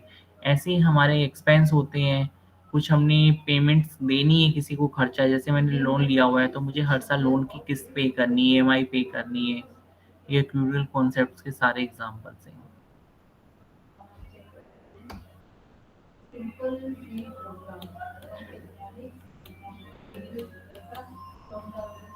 फिर आगे आ जाते हैं यहाँ पे concept to be observe as the reporting stage, continuing concept of going concern concept, ये इंक्लूड होता है इसके अंदर। Whether earlier we have understand the business person or firm has two separate legal entities, now we take it further the going concern concept. It says that the accounting understand the business, accounting entity को understand करना will continue their business operations, continue रहेंगे long in the futures चलेंगे हमारे, ठीक है। और assumptions करना, कई बार हम एज्यूम कर लेते हैं कोई चीज। Mechanism for adding values to the resources consumes, इसमें हमारा सेल्स आ गया, रिवेन्यू आ गई है ना, ऐसे एक्सपेंस हो गए, ये इंक्लूड हो जाएगी, एक बार पढ़ लेना आप। मैचिंग कॉन्सेप्ट आ जाता है। Matching concept matching of cost against the revenue concept होती है यहाँ पे, ठीक है। Assume that certain form accounting results like the profit and loss account, balance sheet etcetera require the collecting all revenue and expenses of that period. अगर हम किसी financial year की बैलेंस शीट्स या पीएल अकाउंट बना रहे हैं तो हमें उसी फाइनेंशियल ईयर्स की रिसिप्ट और रिवेन्यू चाहिए होगी, कितने एक्सपेंसेस है कितनी रिवेन्यू आई है, ताकि हम उसे रिकॉर्ड कर सके अपने प्रॉफिट एंड लॉस अकाउंट में, बैलेंस शीट्स में, और हमारा डाटा करेक्ट वे में आए। रिवेन्यू में हमारे देखिए इनकम्स हो गई, जैसे रेंटल रिसीव हुआ है, इंटरेस्ट अर्न हुआ है, कमीशन रिसीव हुई है आपको, ये सारा इंक्लूड किया जाएगा स्टूडेंट्स। कोर्स के अंदर हमारे खर्चे हो गए, जैसे हमने सैलरी पे की है, वेजेस पे किए हैं, ट्रांसपोर्ट एक्सपेंसेस पे किए हैं, इंटरेस्ट कहीं देना था लोन पे वो दिया है ना, वो सारे इंक्लूड किए जाते हैं।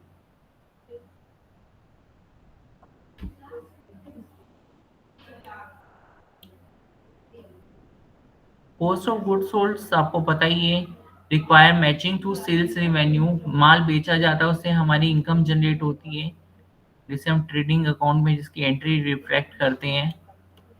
ये आपको एग्जांपल दिए हुए हैं सारे के सारे। अकाउंटिंग पीरियड कॉन्सेप्ट आता है, अकाउंटिंग के पीरियड हमारे 1 अप्रैल से स्टार्ट होते हैं, एक साल के लिए अकाउंट्स बनते हैं। जो भी अकाउंट्स हमारे रेडी हो गए 1 ईयर्स के लिए हो गए, जिसपे 1 अप्रैल से स्टार्ट होगी उसकी डेट, और उसी में आपने रह के सारी एंट्रीज करनी है 1 अप्रैल से लेके लास्ट डेट होती है 31 मार्च नेक्स्ट ईयर की। जिस फाइनेंशियल ईयर से आप अकाउंट बनाना स्टार्ट करोगे उसी ईयर के नेक्स्ट फाइनेंशियल ईयर की 31 मार्च को ये अकाउंट्स आपके क्लोज हो जाएंगे, क्लोजिंग पीरियड आ जाएगा।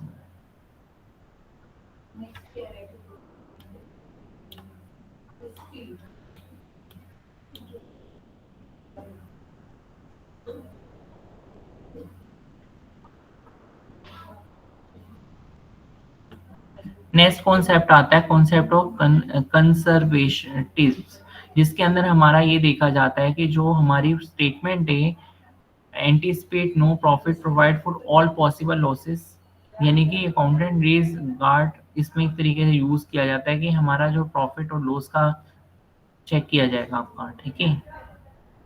कंपनी यहाँ प्रॉफिट में जाएगी लॉस में जाएगी।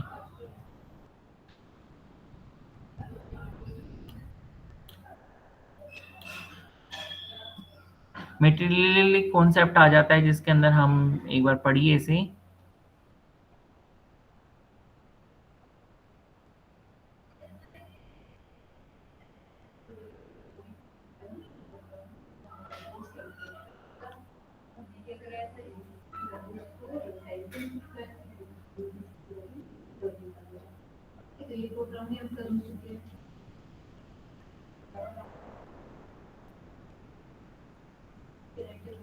जिसके अंदर हम ये कह सकते हैं क्यूमुलेटेड वैल्यू ऑफ एक्सपेंडिचर हो गया on stationery can be classify as the expense for set period in which the expense got made, जहाँ पे कोई खर्चा हुआ है ठीक है, मटेरियल हो गया और मटेरियल रेट्स हो गए, ये सारे इंक्लूड किए जाते हैं।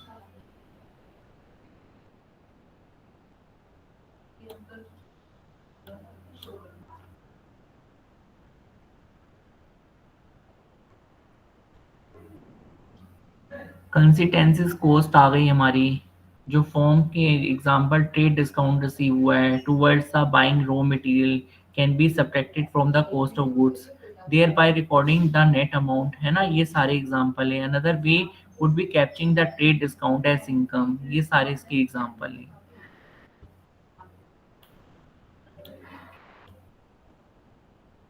Need of accounting standards की क्यों है? We all have understand by now the various stakeholders require the published financial statement for taking a right investment decision in the firm.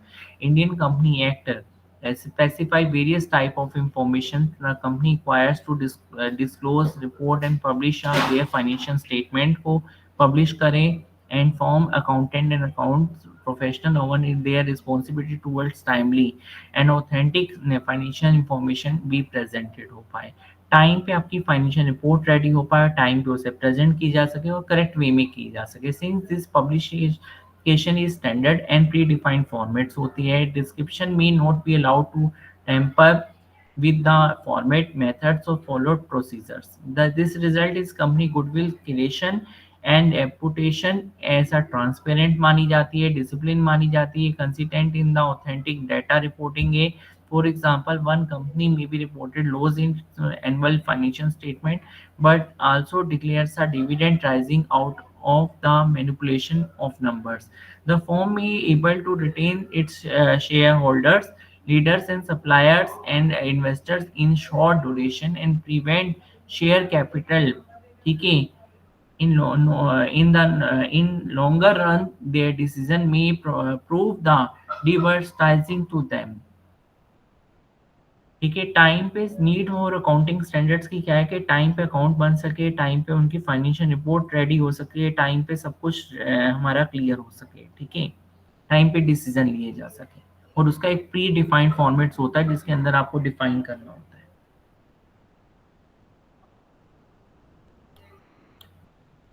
Benefits of accounting standard आ गए student, ये सारे benefits है इसके। Standardise accounting रहती है इससे, ठीक है, टाइम पे रिपोर्ट रेडी होती है, प्रॉब्लम आइडेंटिफिकेशन होती है, पता लगता है कहाँ प्रॉब्लम आ रही है हमें बनाने में, उसकी प्रॉब्लम्स को कैसे हम रिसोल्व कर सकते हैं, ठीक है। जैसे कोई बिजनेस है अपनी रिपोर्ट बना रहा है लायबिलिटीज की, इनकम स्टेटमेंट में फेयरली लोअर दिखाया उसने नेट इनकम को, ठीक है, they can appeal to the FASB को हम कर सकते हैं, so that they can identify problem with the standard settings के अकॉर्डिंग। प्राइवेट रेगुलेशंस को देखना है इसके अंदर, ठीक है, इंटरनेशनल अकाउंटिंग स्टैंडर्ड्स को फॉलो करना, अगर बाहर MNC आपकी यहाँ आके वर्क कर रही है, इंडियन अकाउंटिंग स्टैंडर्ड्स को फॉलो करना, ठीक है, उसके लिए आपकी CA बॉडी बनी हुई है, ठीक है, वहाँ से आपने अकाउंट्स को ऑडिट करवाना होता है, वहाँ का एक्सटर्नल CA आपके अकाउंट को ऑथेंटिकेट करता है, ऑडिट करता है, वेरीफाई करता है ना, ये सारा काम हमारा ICA के थ्रू किया जाता है। ICA ने अपने स्टैंडर्ड रूल्स बनाए हुए हैं, स्टैंडर्ड्स बनाए हुए हैं जो मैंडेटरी होते हैं, ये सारे उनकी लिस्ट है। फिर आपके एक्सरसाइज आ गई स्टूडेंट्स,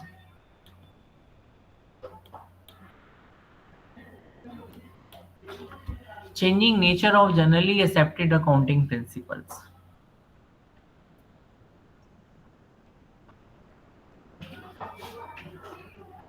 इसके लिए दो बॉडीज बनाई हुई है जो ये काम करती है, एक तो हमारी आती है American institute of certified public accountant, एक Indian institute of charter accountant of India, ये दोनों बॉडीज को इंक्लूड किया जाता है।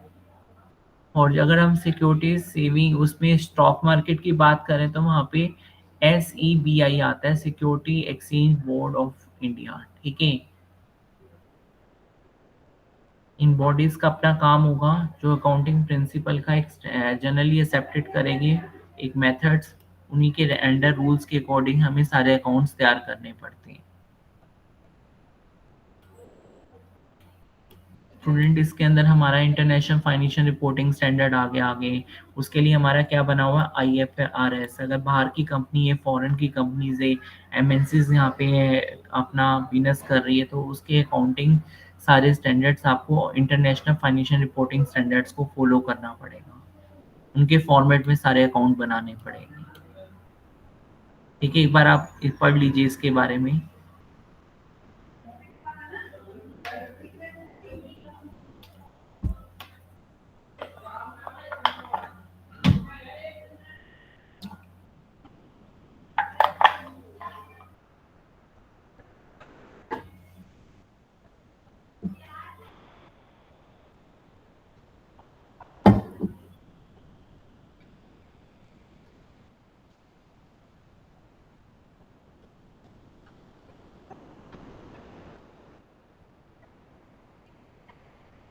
देख लिया आप लोगों ने?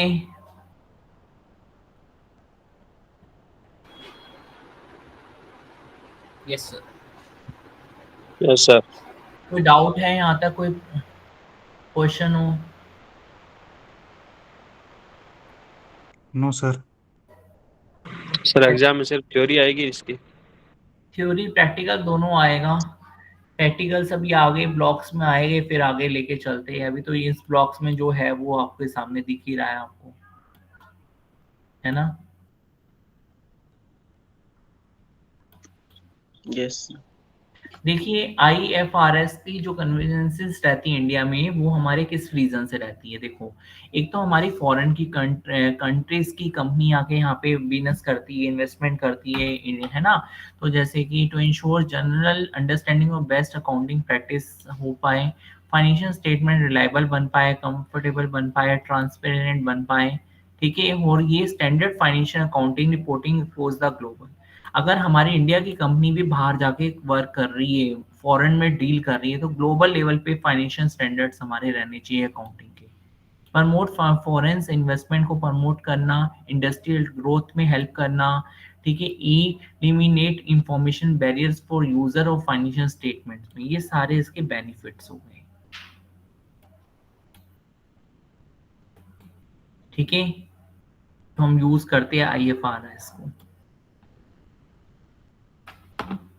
कुछ चैलेंज भी मिलते हैं बाहर के, अगर फॉरेन की आप अकाउंटिंग रूल्स को फॉलो कर रहे हो या उनके स्टैंडर्ड्स को फॉलो कर रहे हो, तो यहाँ के एम्प्लॉयज़ को उसकी ट्रेनिंग देनी चाहिए, अवेयरनेस देनी चाहिए, ताकि उनके लिए डिफिकल्ट ना लगे टास्क, है ना, वो फैमिलियर हो सकें फाइनेंशियल प्रोफेशन के साथ।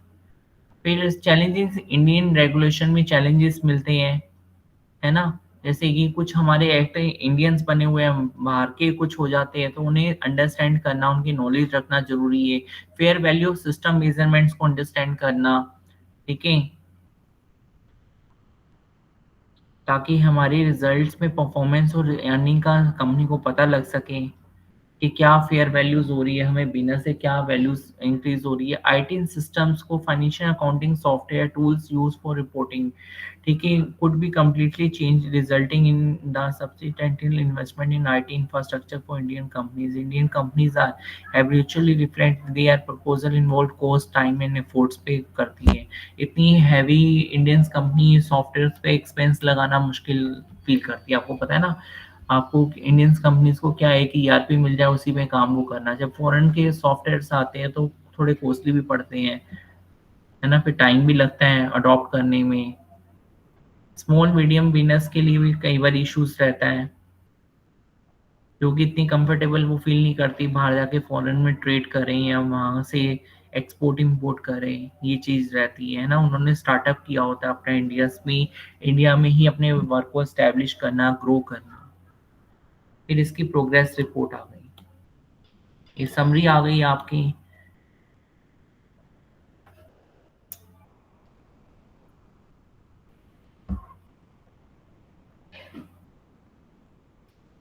कोई डाउट हो तो पूछ लेना।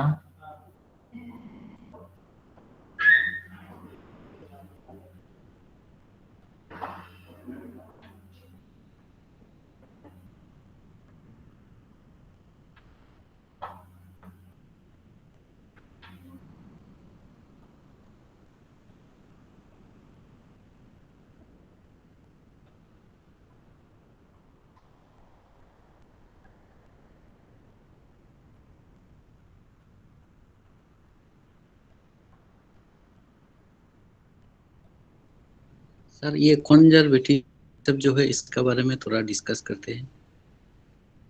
क्या चीज? कंजर्वेटिज्म, कौन सा पॉइंट है? ये जो है एक्रुअल कॉन्सेप्ट के नीचे जो कंसिस्टेंसी कॉन्सेप्ट के नीचे जो कंजर्वेटिज्म है सर। अच्छा अच्छा,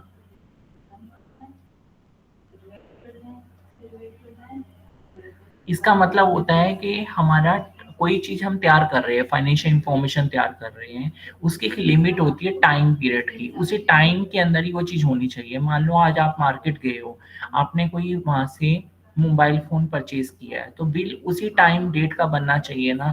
ये नहीं ना कि पिछले फाइनेंशियल ईयर का बना दिया या आगे की डेट का बना दिया, है ना। वहां से वारंटी उसकी चालू होगी उस टाइम से, बिल के बेस पे। समझ गए आप? हाँ सर, थैंक यू सर। अब आगे चलते हैं। अभी आपके क्वेश्चन आंसर आ गए।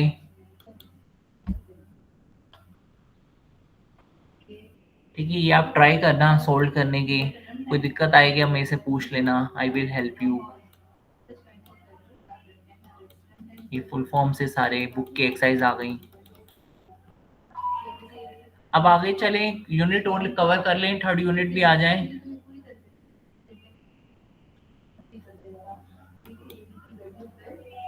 Yes sir.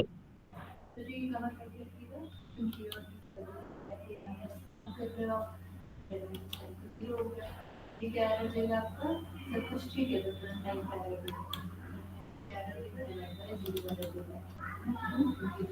जीरो हो जाएगी।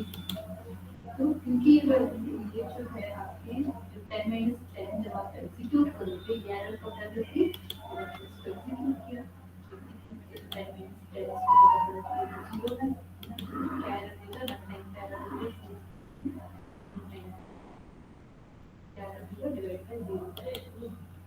स्टूडेंट यूनिट 3 है, ये आपकी हो गई है यूनिट 3? ये बताइए पहले आप। नहीं है सर। ये भी नहीं हुई। ये भी नहीं हुई?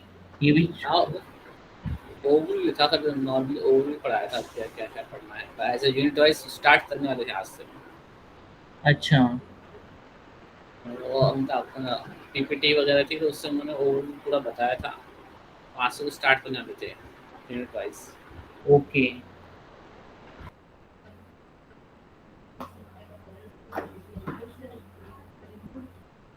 ये यूनिट हमारी 3 है। इसमें हमने बेसिक अकाउंटिंग प्रोसेस को समझना है, जिसमें हम प्रिपरेशंस करेंगे जर्नल एंट्रीज को, लेजर्स को, ट्रायल बैलेंस को। ठीक है, इस यूनिट का हम देखते हैं क्या क्या इसमें सारी चीज़ें, हमारा क्या क्या कवर हो रहा है। हमारा जर्नल कवर हो रहा है, जर्नल एंट्रीज कवर हो रही है, क्लासिफिकेशन अकाउंट्स हो रही है, इक्वेशन अकाउंटिंग इक्वेशन भी कवर हो रही है। यहाँ से आपका प्रैक्टिकल स्टार्ट होता है, मीन यहाँ से आपका आ जाता है। स्टूडेंट हमने जो वर्क करना होता है वो डबल एंट्री सिस्टम में वर्क करना होता है, एंट्रीज करते हुए। ठीक है, डबल एंट्रीज वर्क में हम वर्क करेंगे। इसमें क्या क्या अंडरस्टैंड करना है बुक के according. Understand what is double entry system, understand how debit credit are determined for business transactions के लिए। See the classification of accounts as personal और impersonal account. Learn the definition of the journal and laser.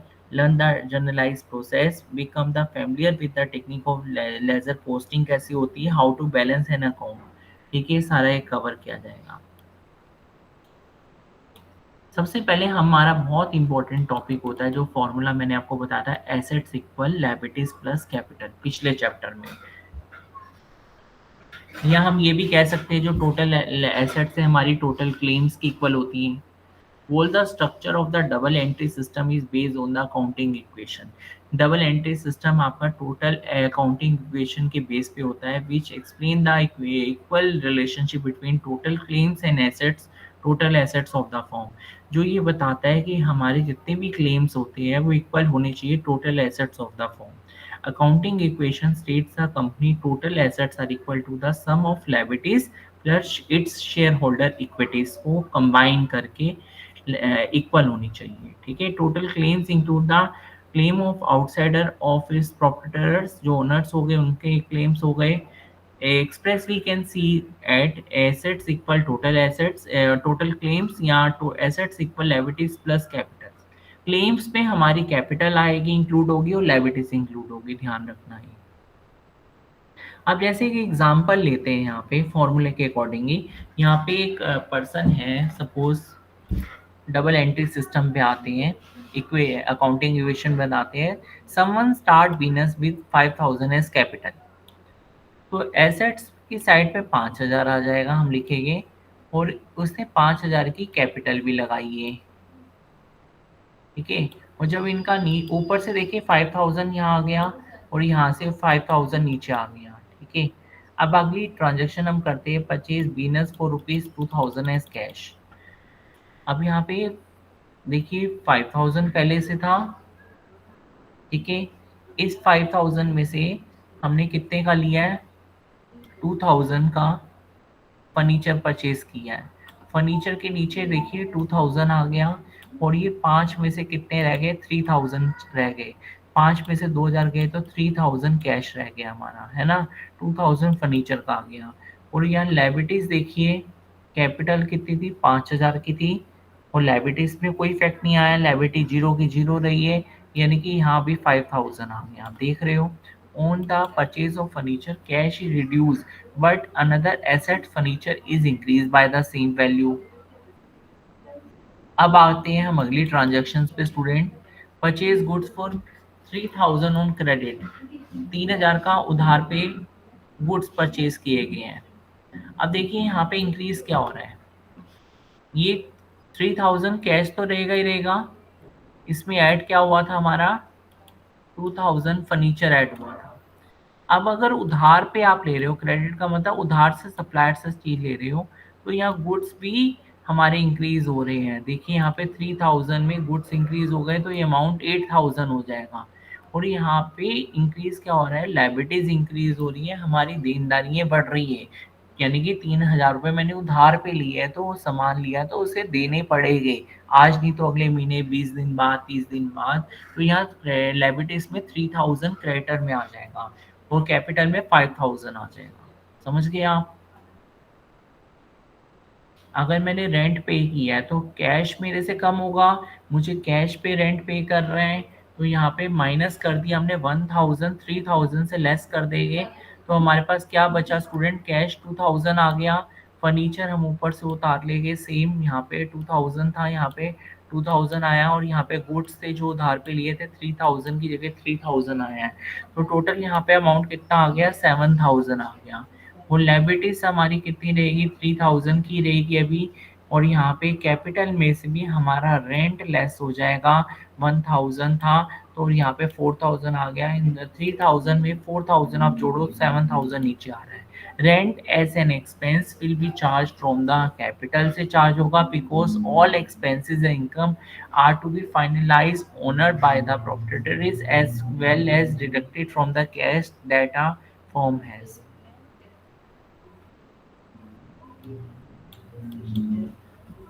अब अगली transaction देखते हैं, sold goods for ₹3000 on credit, ठीक है। 3000 के गुड्स उधार पे बेचे 4000 के, ठीक है। गुड्स की कॉस्ट क्या थी, 3000, लेकिन हम उधार कितने में दे रहे हैं, 4000 पे। तो यहाँ पे देखिए हमारा डेटर्स बढ़ गया 4000 से, बेचने वाले को कस्टमर कहते हैं, डेटर्स कहते हैं। और यहाँ पे 3000 में हमारे पास स्टूडेंट यहाँ क्या ऐड हो रही है, हमारे पास ये लायबिलिटीज, ठीक है। तो यहाँ पे आ जाएगा ये, और अगर मैं यहाँ पे 4 में से लेस करूँ 3000 तो क्या आ जाएगा, 1000। कैपिटल में 1000 जुड़ जाएगा हमारा, ठीक है। नेट इंक्रीज इन एसेट्स कैसे, 4000 में से कॉस्ट थी, बेची हमने, कॉस्ट कितने 4000 पे, कॉस्ट क्या थी उसकी 3000, तो 4 में से 3 लेस करोगे 1000 आ जाएगा, will be added to the capital as the profit, ठीक है। प्रॉफिट के तौर पे 1000 का प्रॉफिट हो गया हमें, तो कैपिटल में ऐड हो जाएगा। 4000 1000 को ऐड करके 5000 आ गया, यहाँ ऊपर से 3000 लिया, और 3000 में 5000 ऐड करेंगे 8000 आ जाएगा। अब यहाँ पे देखते हैं, कैश 2000 था, 2000 का 2000 लिखेंगे, कैपिटल फर्नीचर हम सेम लिखेंगे, गुड्स लिखेंगे, ठीक है। 3000 में 3000 लेस किया 0, और डेटर्स का 4000 इंक्लूड कर देंगे, टोटल 8000 आ गया। इसकी लेफ्ट हैंड साइड एसेट्स की इक्वल किसके बैलेंस क्या आ गई, लायबिलिटीज एंड कैपिटल के इक्वल आ गई। ठीक है, ये देख लीजिए मेन कॉन्सेप्ट है इक्वेशन बनाने का। सबसे पहले यहाँ से चालू हो रहा है, पहले आप पढ़िए 5 मिनट देखिए इसे, फिर आगे चलेंगे।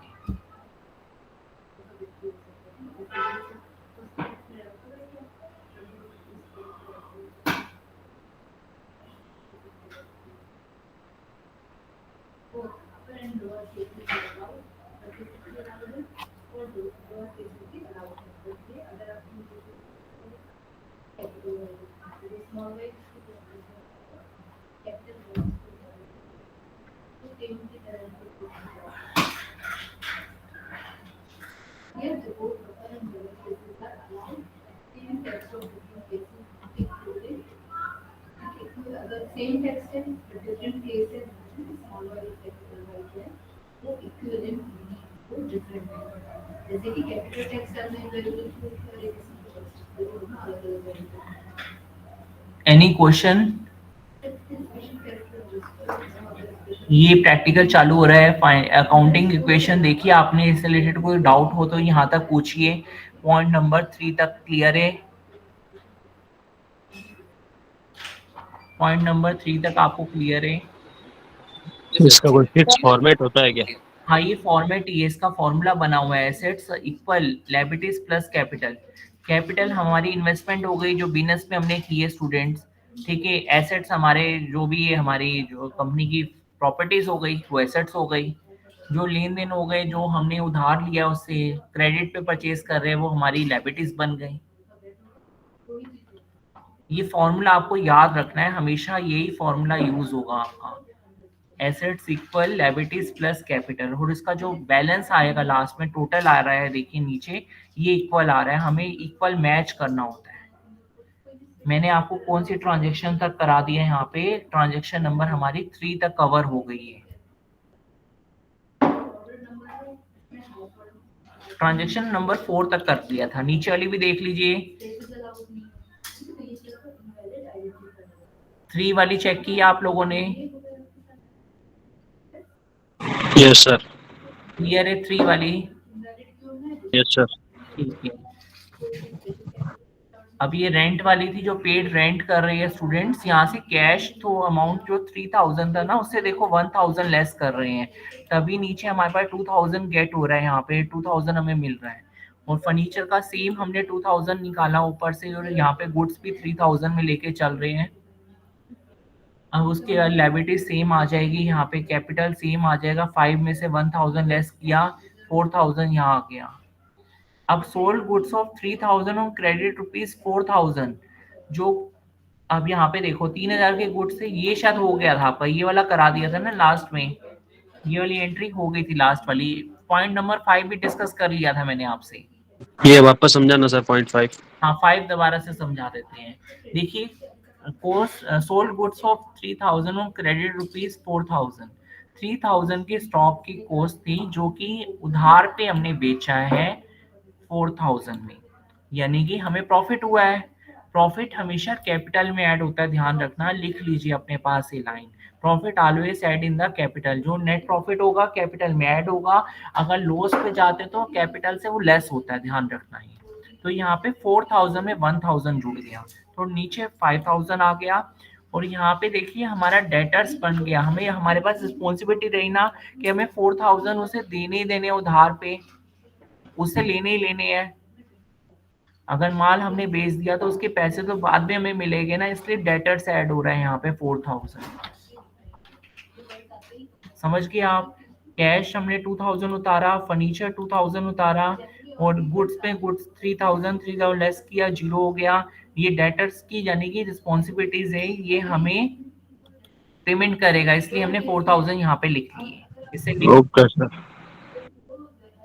ये आपकी इक्वेशन, अकाउंटिंग इक्वेशन बन चुकी है।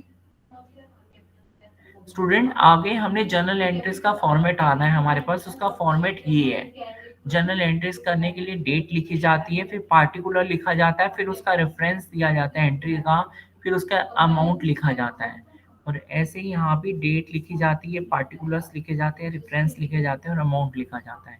एक साइड डेबिट होती है, एक साइड क्रेडिट होती है। और इसमें आपको एक फॉर्मेट दिया होगा, मैं अभी आपको वो भी दिखा देता हूँ, वो आपको याद करना है कौन सी आइटम किस में आती है। अच्छा, इसके रूल्स होते हैं, ये मेन रूल्स माने गए 5 rules.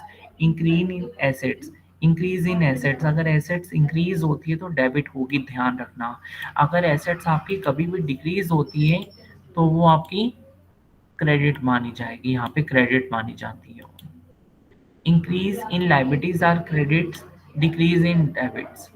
Increase owners capital are credit मानी जाएगी, decrease are debit. Increase in expenses losses are debit, decrease in credit. अगर हमारी कोई इनकम रेवेन्यू इंक्रीज हो रही है तो क्रेडिट आएगी, अगर डिक्रीज आ रही है तो डेबिट में जाएगी। ये 5 रूल्स आपको एक तो पता होने चाहिए, और इसका फॉर्मेट मैं आपको दिखाता हूँ, यहाँ ही होगा।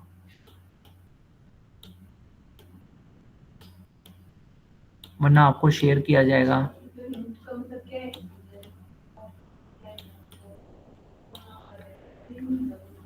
ये वाला फॉर्मेट है, ये देखिए, ये आपका जर्नल का फॉर्मेट हो गया। ये एंट्रीज की जा रही है यहाँ पे, ठीक है, वही वाला फॉर्मेट लिया हुआ, डेट, पार्टिकुलर, ठीक है, रेफरेंस नंबर जो भी आता है, फिर डेबिट और क्रेडिट। ये वाला फॉर्मेट आपको पता होना चाहिए, इस फॉर्मेट में लिखी जाएगी डेट वाइज एंट्रीज। अब मैं इसे 1 बाय 1 एक्सप्लेन करूंगा, थोड़ा रुक के। पहले हम ऊपर चलते हैं, कुछ और चीजें समझनी है हमने।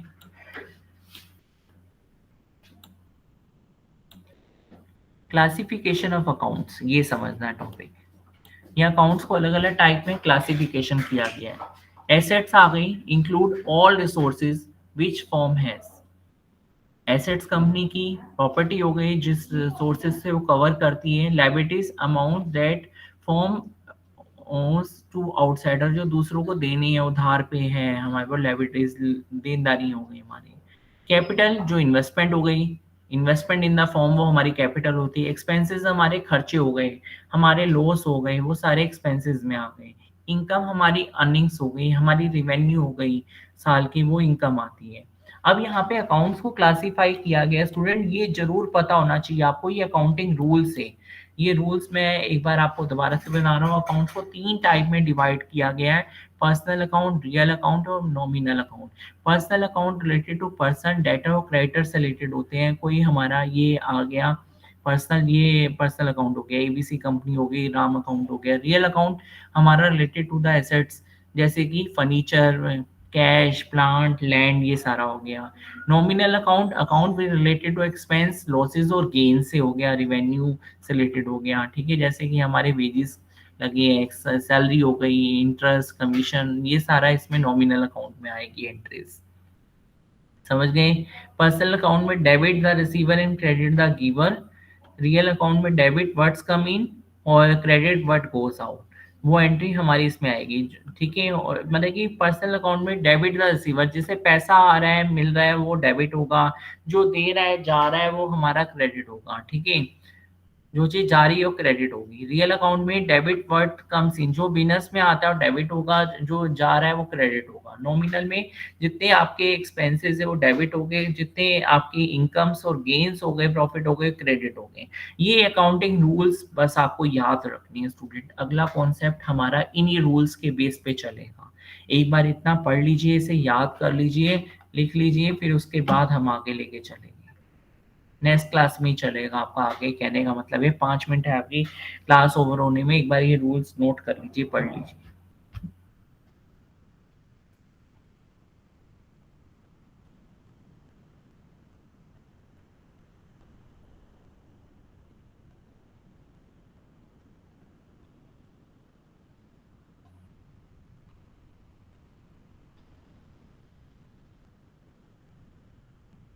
ठीक है, कोई डाउट है इसमें?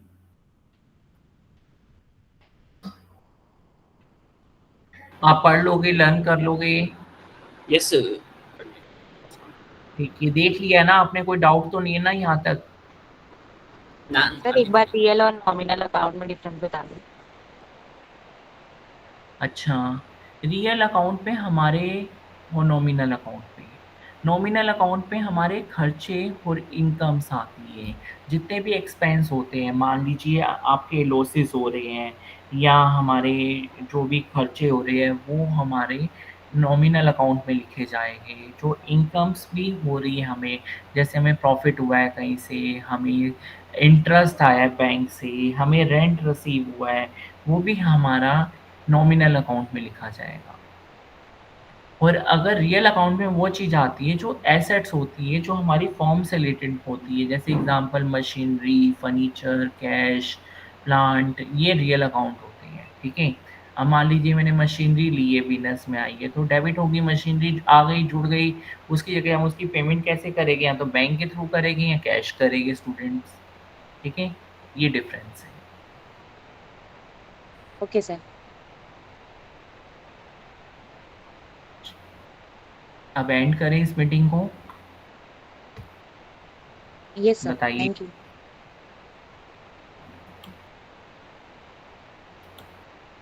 ठीक है students, have a great okay sir.